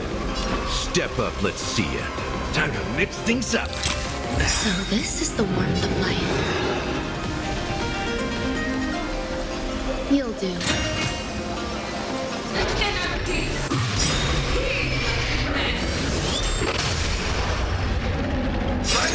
Good brew. Full-bodied and sweet, my friends. Indulge yourself. You are not worthy.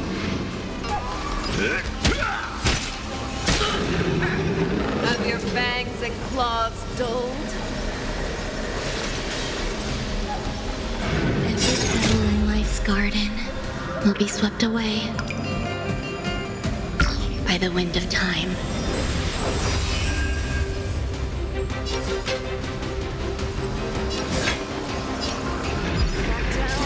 Never hesitate!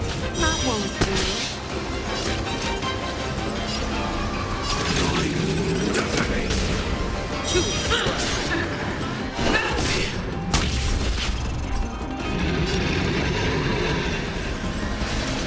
All things are as one.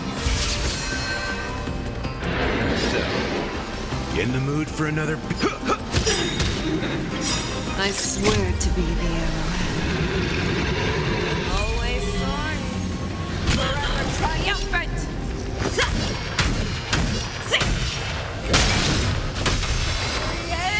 Inevitable! Devour the heavens and envelop the earth!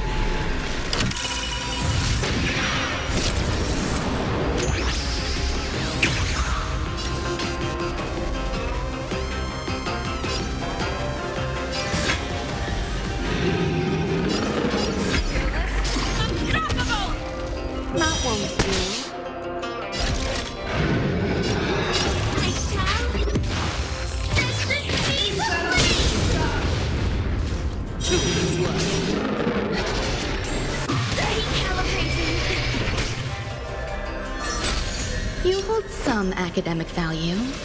Pay attention.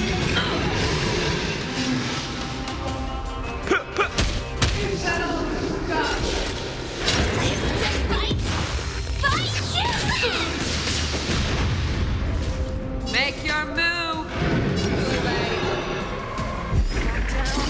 Never hesitate! That won't do.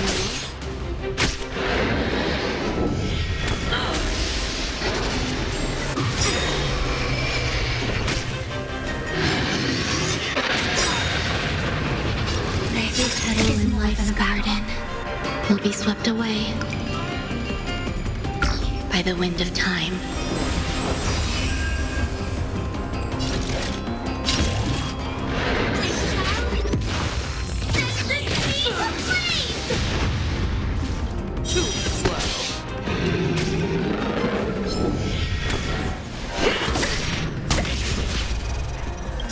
Nice and good, full-bodied and sweet.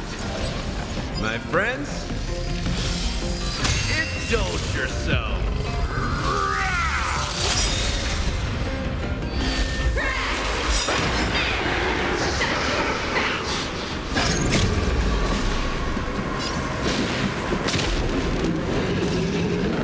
Always soaring, forever triumphant!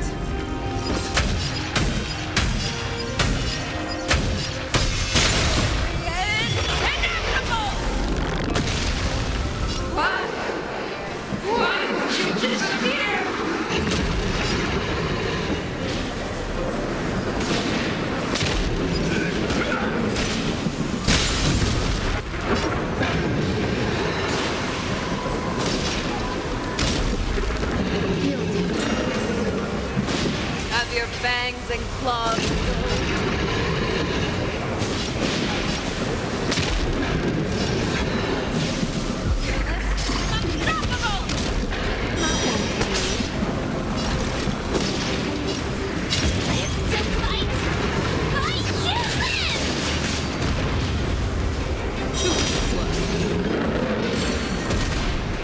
Make your move!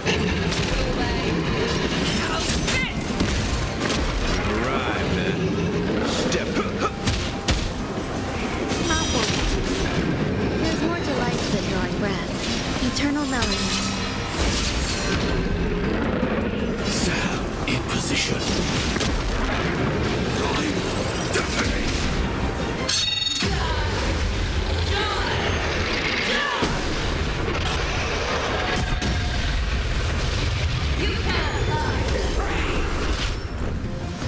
Have your fangs and claws dulled? Joining the battle. Executing attack. Like fireflies to a flame, I will fight for myself until everything burns to ashes! I swear to you. Always soaring, forever triumphant!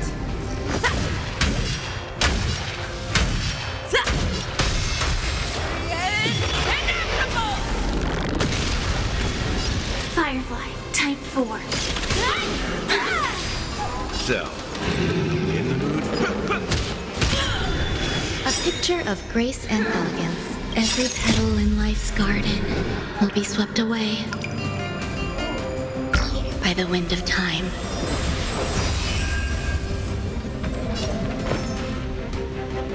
Pay attention.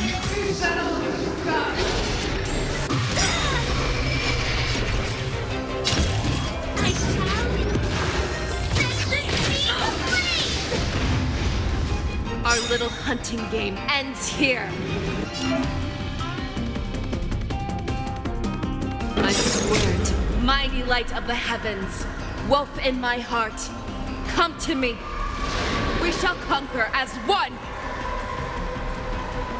Always soaring, forever triumphant.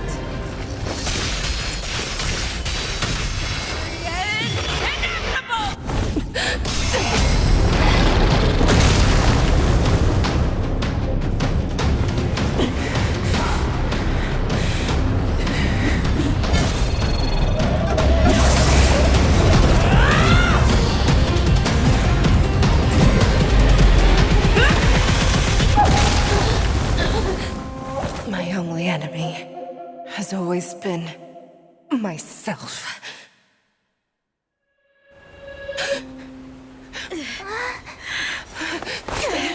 General. General, you're awake.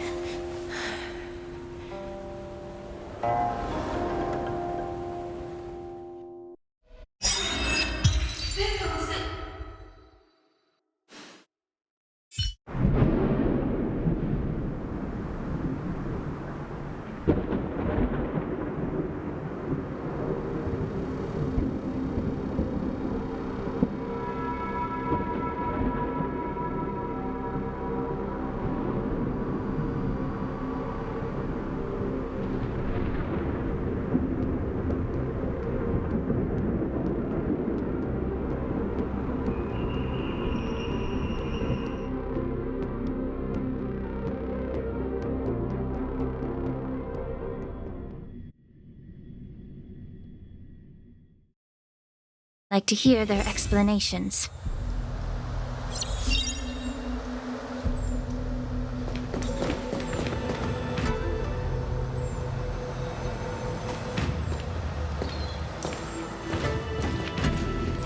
Welcome, Miss Lingsha. I am Preceptor Tauron.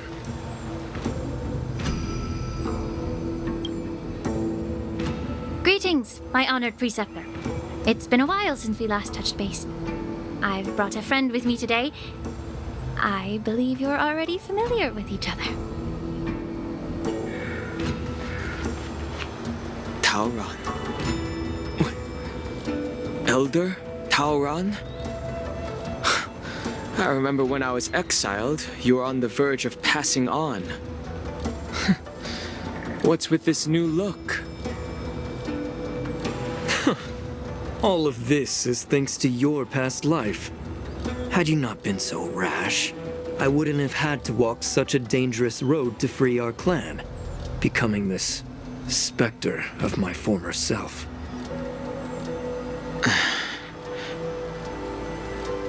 Dan Heng, you've returned twice, but it seems that meeting us fossils wasn't on your agenda. Regrettable indeed. Now here you are to meet me anyway. Life does love its ironies, doesn't it? I didn't come here with Miss Lingsha today to reminisce. Indeed. When the Cauldron Master extends an invitation, it's only proper for the Preceptors to attend. As the newly appointed Cauldron Master, there's been much to take care of within the Alchemy Commission. It's only now that I've had the chance to speak with you. Please forgive the delay, Elder.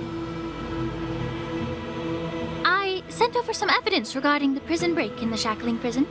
I trust you've already looked it over. Yes. You sent us the remains of Mara-struck soldiers, a map of the Shackling Prison, and a semblance reversion essence pill. These are the remains of assassins who used Cloud Hymn magic to conceal their tracks. They aided in the Borisons' escape, allowing them unimpeded passage through the Shackling Prison. That marked-up map is a map of prisoners' escape routes. Vidyadhara craftsmen once made blueprints for the prison's construction, so I imagine, Mr. Tauron, you have a similar map in your possession. This pill is semblance reversion essence. Indeed. I helped plot the prison break in the Shackling Prison. Oh, so, the disciples of Sanctus Medicus joining forces with the Lord Ravager to stir up trouble in the Alchemy Commission, the introduction of the Stellaron, and the Ambrosial Arbor's resurrection all have something to do with the Vidyadhara. That's right.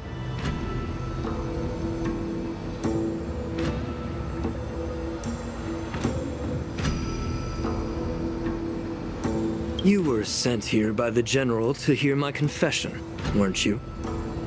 If there's even a shred of empathy in you, you should understand the reasons behind everything I've done. Ever since the sedition of Imbibidor Lunae, the population of the Vidyadhara has dwindled. With the High Elder exiled, a few of us Preceptors had to do what we could to turn the tide. My methods might have been drastic, perhaps even incomprehensible. But it was all for one cause. The survival of the Vidyadhara. Yet, The Xianzhou natives zealously forbid any plague marks and did nothing while the Vidyadhara suffered. Danheng, Lingsha, as Vidyadhara, you should understand the desperation behind my actions. All I've tried to do is to ensure our survival. I'm well aware of the challenges the Vidyadhara face. Fighting for survival isn't a sin. But Elder, your actions have gone beyond mere survival. You've become a beast driven solely by the propagation, devoid of even a hint of empathy. Oh. Despite calling ourselves a noble draconic bloodline, at our core, we're merely bipedal beasts. The survival of our kind is paramount. If I hadn't resorted to beastly actions, the Vidyadhara might not even exist. The sages show no mercy, as the old wisdom goes. When the High Elder abandoned our people's survival, I had to shoulder the world's sins alone. Lingsha, Danheng, the past is behind us, but the future of the Vidyadhara still lies within your grasp. The situation on the Xianzhou Luofu has changed rapidly. As Vidyadhara, we must unite in purpose and avoid the mistakes of the previous Imbibitor Lunae. I was initially skeptical about the Vidyadhara's betrayal of the Alliance. But after hearing your confession, I realized that there is no point in talking about trust. Breaking the covenant of our alliance will bring war upon the Vidyadhara. Even if we are able to have offspring again, what difference will it make? Once my plan succeeds, the Alliance will see the Vidyadhara as their saviors, because both parties ultimately share the same interests. So now that survival won't convince us, you want to talk about interests? For 1,000 years, the Alliance has been engaged in brutal warfare against the denizens of abundance. Yet victory has remained beyond reach. Have you ever wondered why? Should the Alliance emerge victorious, they will inevitably become the next denizens of abundance. However, if they suffer defeat, the Alliance will face extinction. Thus, the Alliance has deceitfully upheld this precarious balance. However, I have a way to escape from this dilemma. The Alliance's path to salvation lies within the secret of dragon transmutation. Imagine if there were a way to transform other life forms into Vidyadhara. The Alliance would then possess an endless stream of soldiers and would not need to worry about casualties. Once the war ended, these soldiers would cease reproduction, eliminating concerns of overpopulation. This is the way to salvation for the Xianzhou Alliance. The ultimate path to end the universe's suffering under the immortality plague. Only we, the Vidyadhara, can achieve this. So, you relied on this rhetoric to manipulate the ignorant members of the Vidyadhara into serving you. I am deeply disappointed in you, Elder. Your thoughts and intentions are completely devoid of empathy. Cloud Knights! Hold it.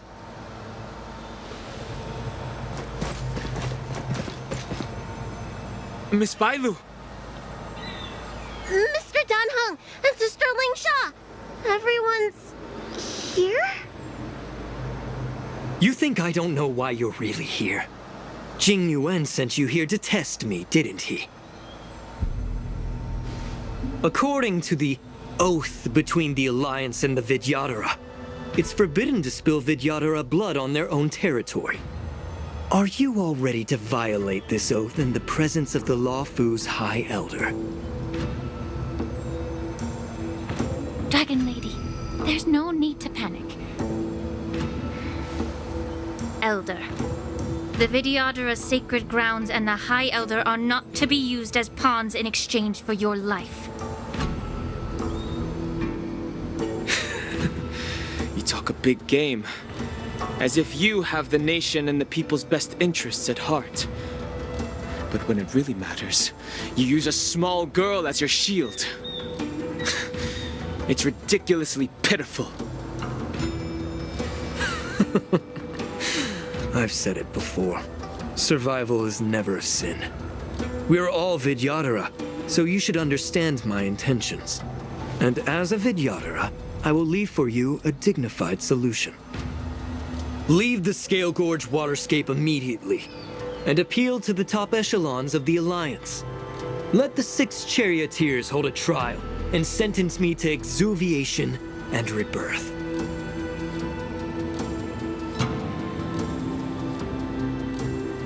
I see right through your plans, Mr. Tauron. Vidyadhara Rebirth erases past crimes, but I'm well aware of the Preceptor's dirty tricks during Rebirth. You might not be you, but you will still be you. I won't forgive myself for past sins under the pretext of knowing nothing, nor will I allow you to evade accountability.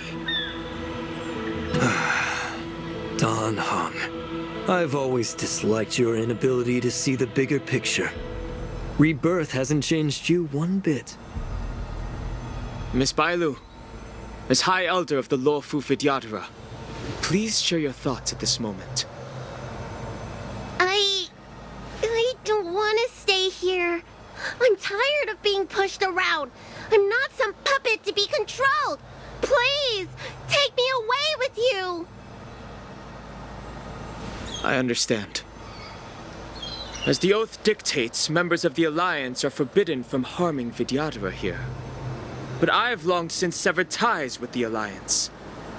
Right now, I'm simply a nameless, free to come and go as I please. The oath of the Xianzhou means nothing to the spear in my hand.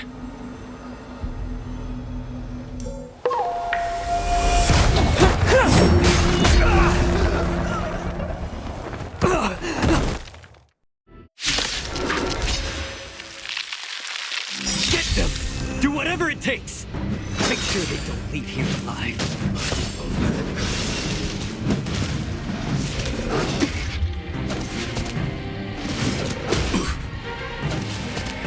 Target sighted. All units on alert. Executing attack! Like fireflies to a flame, I will fight for myself until everything burns to ashes!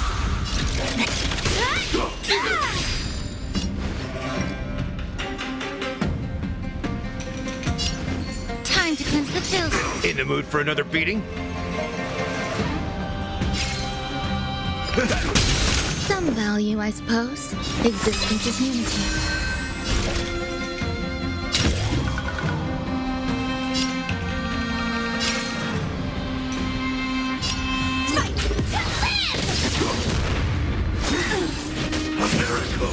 Enjoy yourself.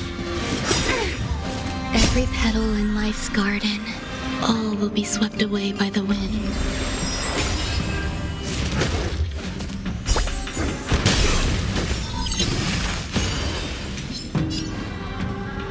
Be of your body and mind. Step up, let's see it. Truth burns clear as a flame. Everything in this world is bleeding.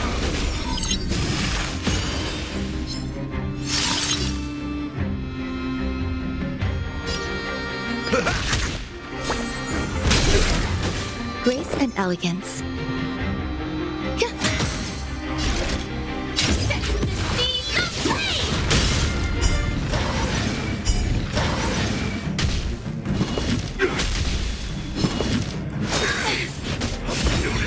Recalibrating. May the foul stench dissipate quickly. Yeah. Firefly type fight.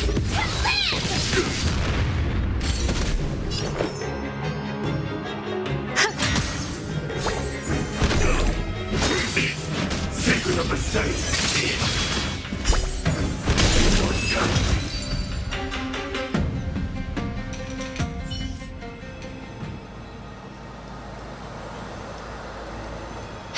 Dragon Lady, are you all right? I'm fine. Thank you for rescuing me.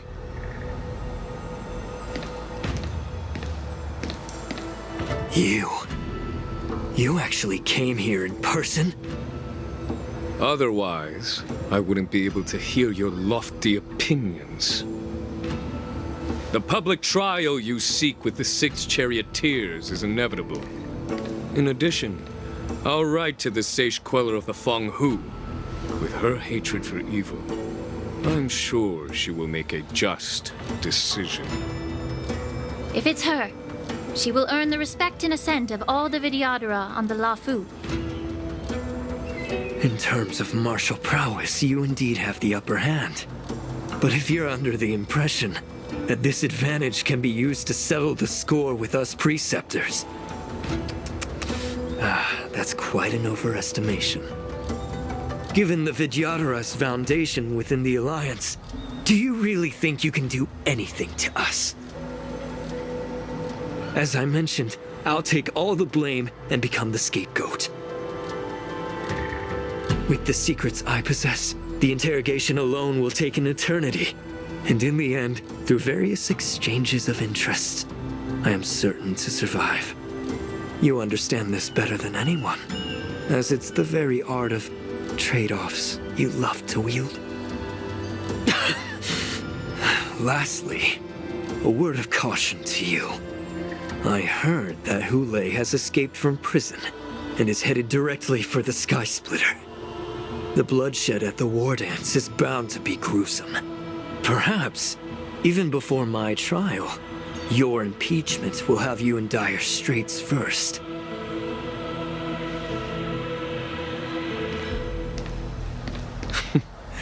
Regrettably, Mr. Taoran, the Sky Splitter only hosted Cloud Knights today. No audience.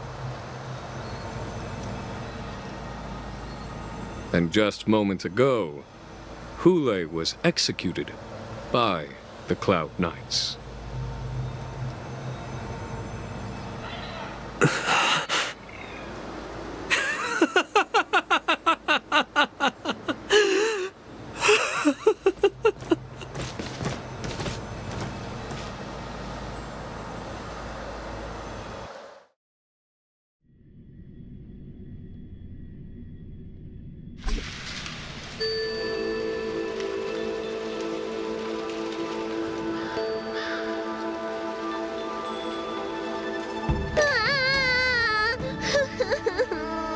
Miss March!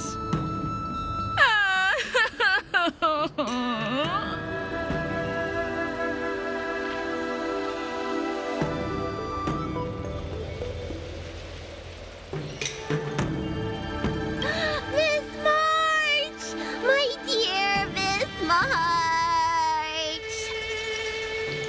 I was only in the bathroom for a little bit, and you've already arranged my deck? Hey, can't you play some normal games with Dragon Lady?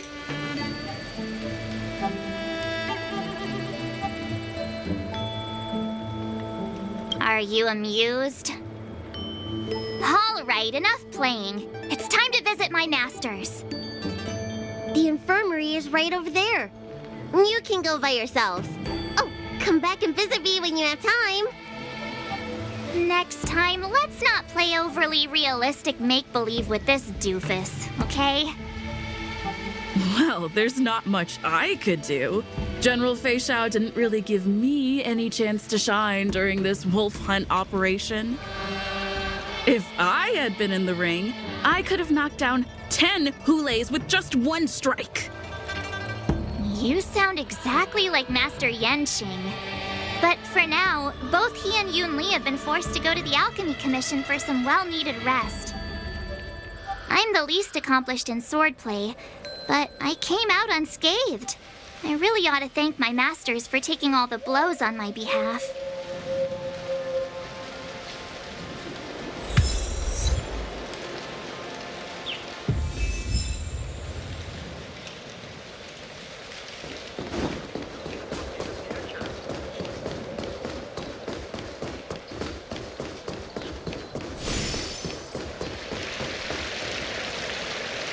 Please stay tuned. Sound ringers.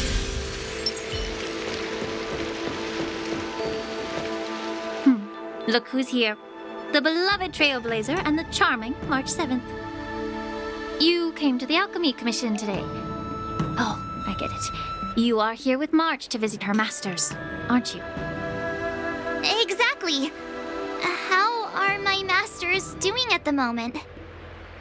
Unfortunately, only one master is here. I'm doing fine.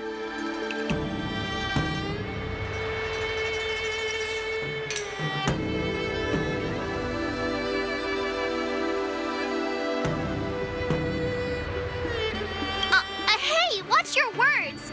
Don't you jinx my master! His injuries weren't that severe. But, well, he'll still need some more time to rest.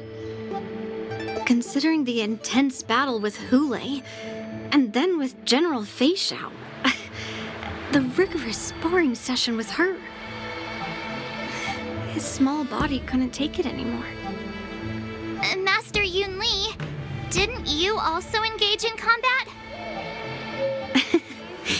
The little babies from the Luofu just don't have the resilience that us kids from the Juming have. I heard from Modza about the tough battle against the wolf troopers. You fought alongside Modza. Did you get hurt?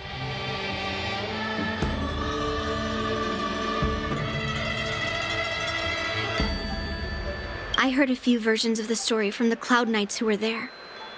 The number of wolf troopers went from a few dozen to thousands. And the number keeps rising. It's becoming more absurd by the minute. Yun Li, go and lie down. Got it, Lingsha. What about that smiley fox healer and the guy with the hood? Thank goodness you and the others found Yaocho.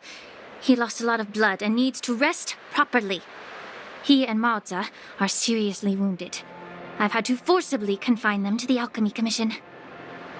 All three from the Yaoqing are critically injured. But fortunately, the Xianzhou Laofu has a miraculous healer lady. It's a silver lining in this misfortune. It looks like the entire delegation from the Xianzhou Yaoqing is gathered at the Alchemy Commission. Why don't we go see General Fei Xiao and bring her some fruit?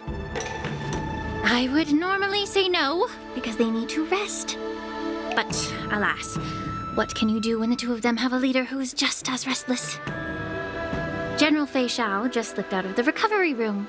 She thinks she's so sneaky, but I know everything that happens in the Alchemy Commission. If you're looking to meet her, the luminescent depths might be your best bet. I spotted her heading that way earlier.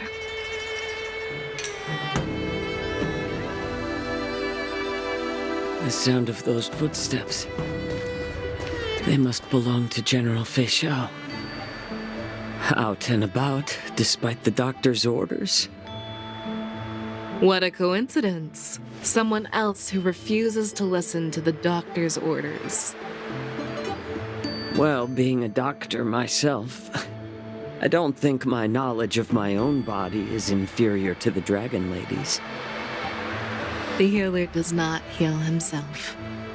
Don't try to act tough in front of me.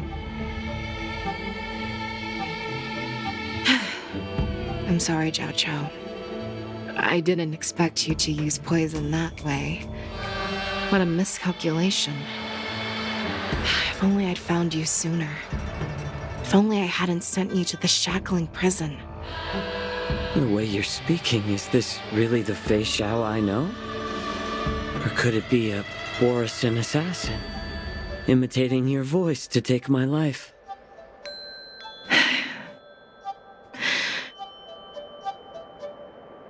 Jiao Chou, your eyes.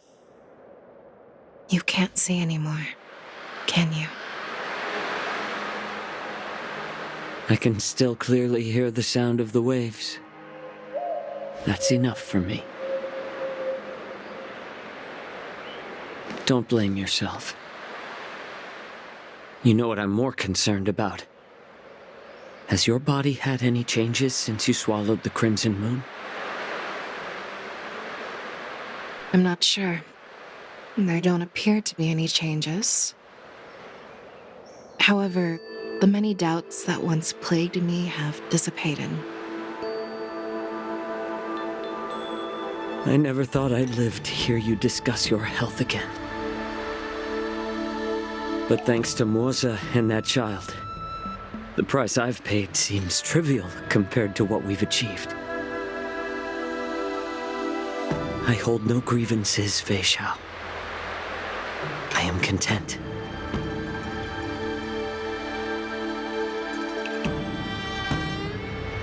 I don't know how to offer words of comfort, nor do I know much about curing others' ailments.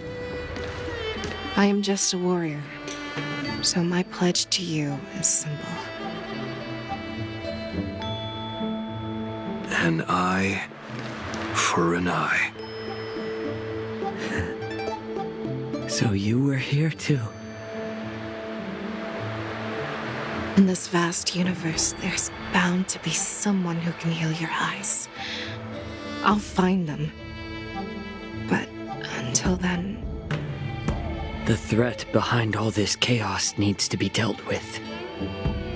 You must already have some ideas. Let them out.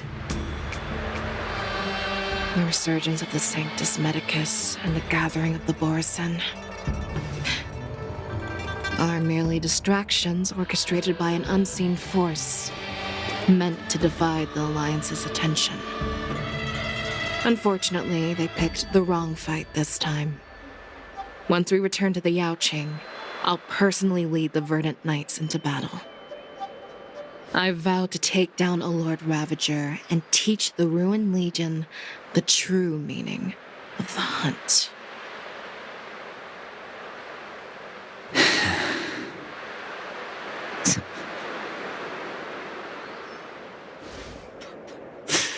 I knew it. You've always been so impatient.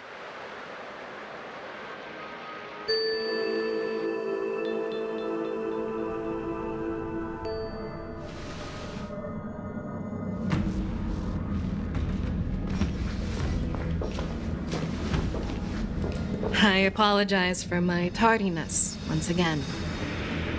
The Alchemy Commission detained me for some time for a health examination. They released me only after ensuring I was in good condition. General, seeing you safe and sound puts our minds at ease. Hulei's escape caused significant upheaval and forced the war dance to be put on hold. A truly unforeseen disaster. Fortunately, the younger generation showed their valor. They bravely tackled the crisis, putting an end to the disaster and providing a glimmer of hope in a dire situation. Before Master Diviner Fu Xuan's departure for the Yutre, I consulted with her about the war dance. She left a note stating, "The hexagram oscillates between thunder and heaven, a sign of great power, assuring us that we would successfully navigate any challenges." She advised me to trust the younger generation's abilities and let them lead. Her predictions, it appears, have come true. It's just... the Xianzhou Luo Fu's long-standing duty of keeping Hulei imprisoned ended with his death on the Sky Splitter. This event is likely to bring much criticism from the Alliance's upper ranks.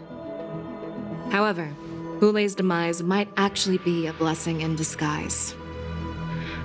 Broadcasting this news could derail the Borsen's resurgence and quash the ambitions of those who wish to take advantage of his return.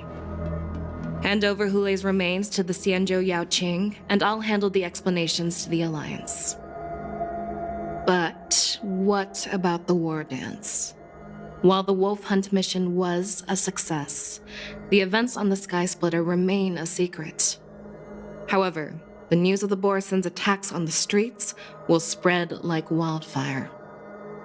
The war dance was interrupted, so it must be reconvened. As for the people who witnessed the attacks, beyond placating them, we also need to show them the Xianzhou Cloud Knight's fearless dedication. On the war dance's opening day, Rogue Borison attempted to stir up panic, but were swiftly neutralized by the Merlin's Claw and the Cloud Knights. A genuine tale of heroism that will captivate and calm the public. As Elder Huayan suggests, the Law Fu will do its best to heal the wounded and compensate those who were affected. We aim to reopen the war dance in the coming weeks. This settles the immediate concerns on the Law Fu, but my thoughts linger on the orchestrator behind these events. From the onset of the Ambrosial Arbor crisis, the Xianzhou Law Fu has experienced numerous disturbances, directly linked to the Lord Ravager Fantelia. Her attempt to infiltrate the Xianzhou with the Borison and sway the Lawfu preceptors to join the Sanctus Medicus' insurrection was unsuccessful. But I have a feeling that she is indifferent to the success of her plans. Rather than outright victory, Fantelia's motives seem to lie in breeding discord and chaos among allies. Should the Alliance fail to mend these rifts, it risks disintegrating into a pile of sand. The goal of the Xianzhou Alliance has not changed for thousands of years. Perhaps we should point the weapon in our hand toward this new adversary. I plan to bring this matter before the Marshal following the war dance. With Elder Huayan's insight, one wonders how the Marshal will react. It's clear we're engaged in a game of chess not seen in thousands of Amber eras. A game where even the strategists become pawns in battle, where the stakes are as high as the fates of countless stars in the sky. Predicting the Marshal's decision is beyond me, yet she's well aware of our concerns. She has tasked General Yao Guang with performing extrapolations day and night to gauge the situation comprehensively. We gathered today not just to tackle the Law Fu's predicaments, but also to address a matter requiring our collective presence. Yao Guang has sent a message from the Xianzhou Yuchui, informing us that she wishes to share the results of recent calculations she made within the Matrix. Xing Yuin, I'd like to borrow the seat of Divine Foresight's chessboard for this purpose.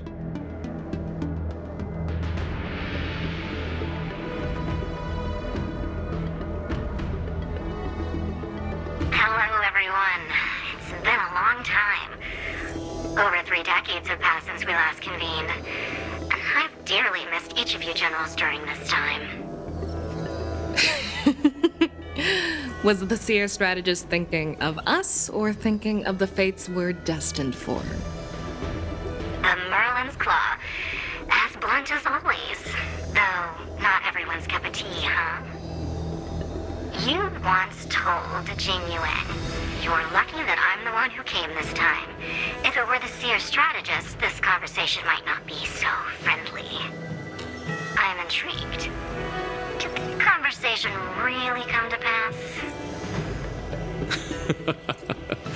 I've never heard anyone mention that the Decalite reflection barrier could eavesdrop on even the quietest whispers. It appears that the Marshal sent not just 2 generals to the Law Fu, but an uninvited 3rd guest as well. People have been saying that Mr. Jing Yuan's intellect shines as brightly as the Seer strategist's. With the Law Fu caught in such strife, the Yuchui couldn't just stand by and watch.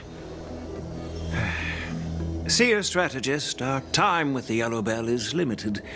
Let's get straight to the point. All right. Thanks to Mr. Jing Yuan, the interrogation of the 2 prisoners on the Yuchui has concluded.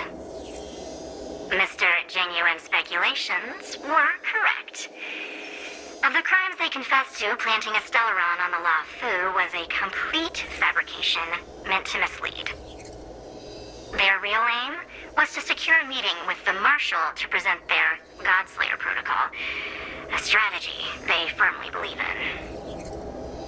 And what was this grand strategy proposed by Jing Liu and that traveler? The narrative they painted was vast and difficult to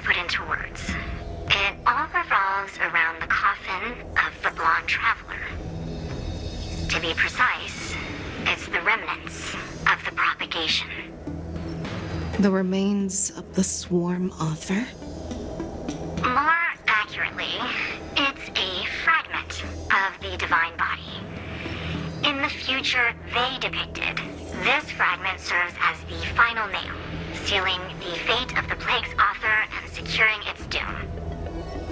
Before reaching that point, battling the gods necessitates a larger alliance. Hence, they sought out an ally for the Xianzhou. I assume you've all heard of the famed Genius Society member number 81, Ron May, haven't you? The Eye of the Yuchwei has just seen this uninvited guest arrive on the Xianzhou Lafu. 3, 2, 1. Right on time. Now, as for the best way to receive our distinguished guest, I'll leave that in your capable hands. Do you remember your name? My name is Ting-Yun. I serve as an ambassador of the Whistling Flames Merchant Guild on the Xianzhou Lafu.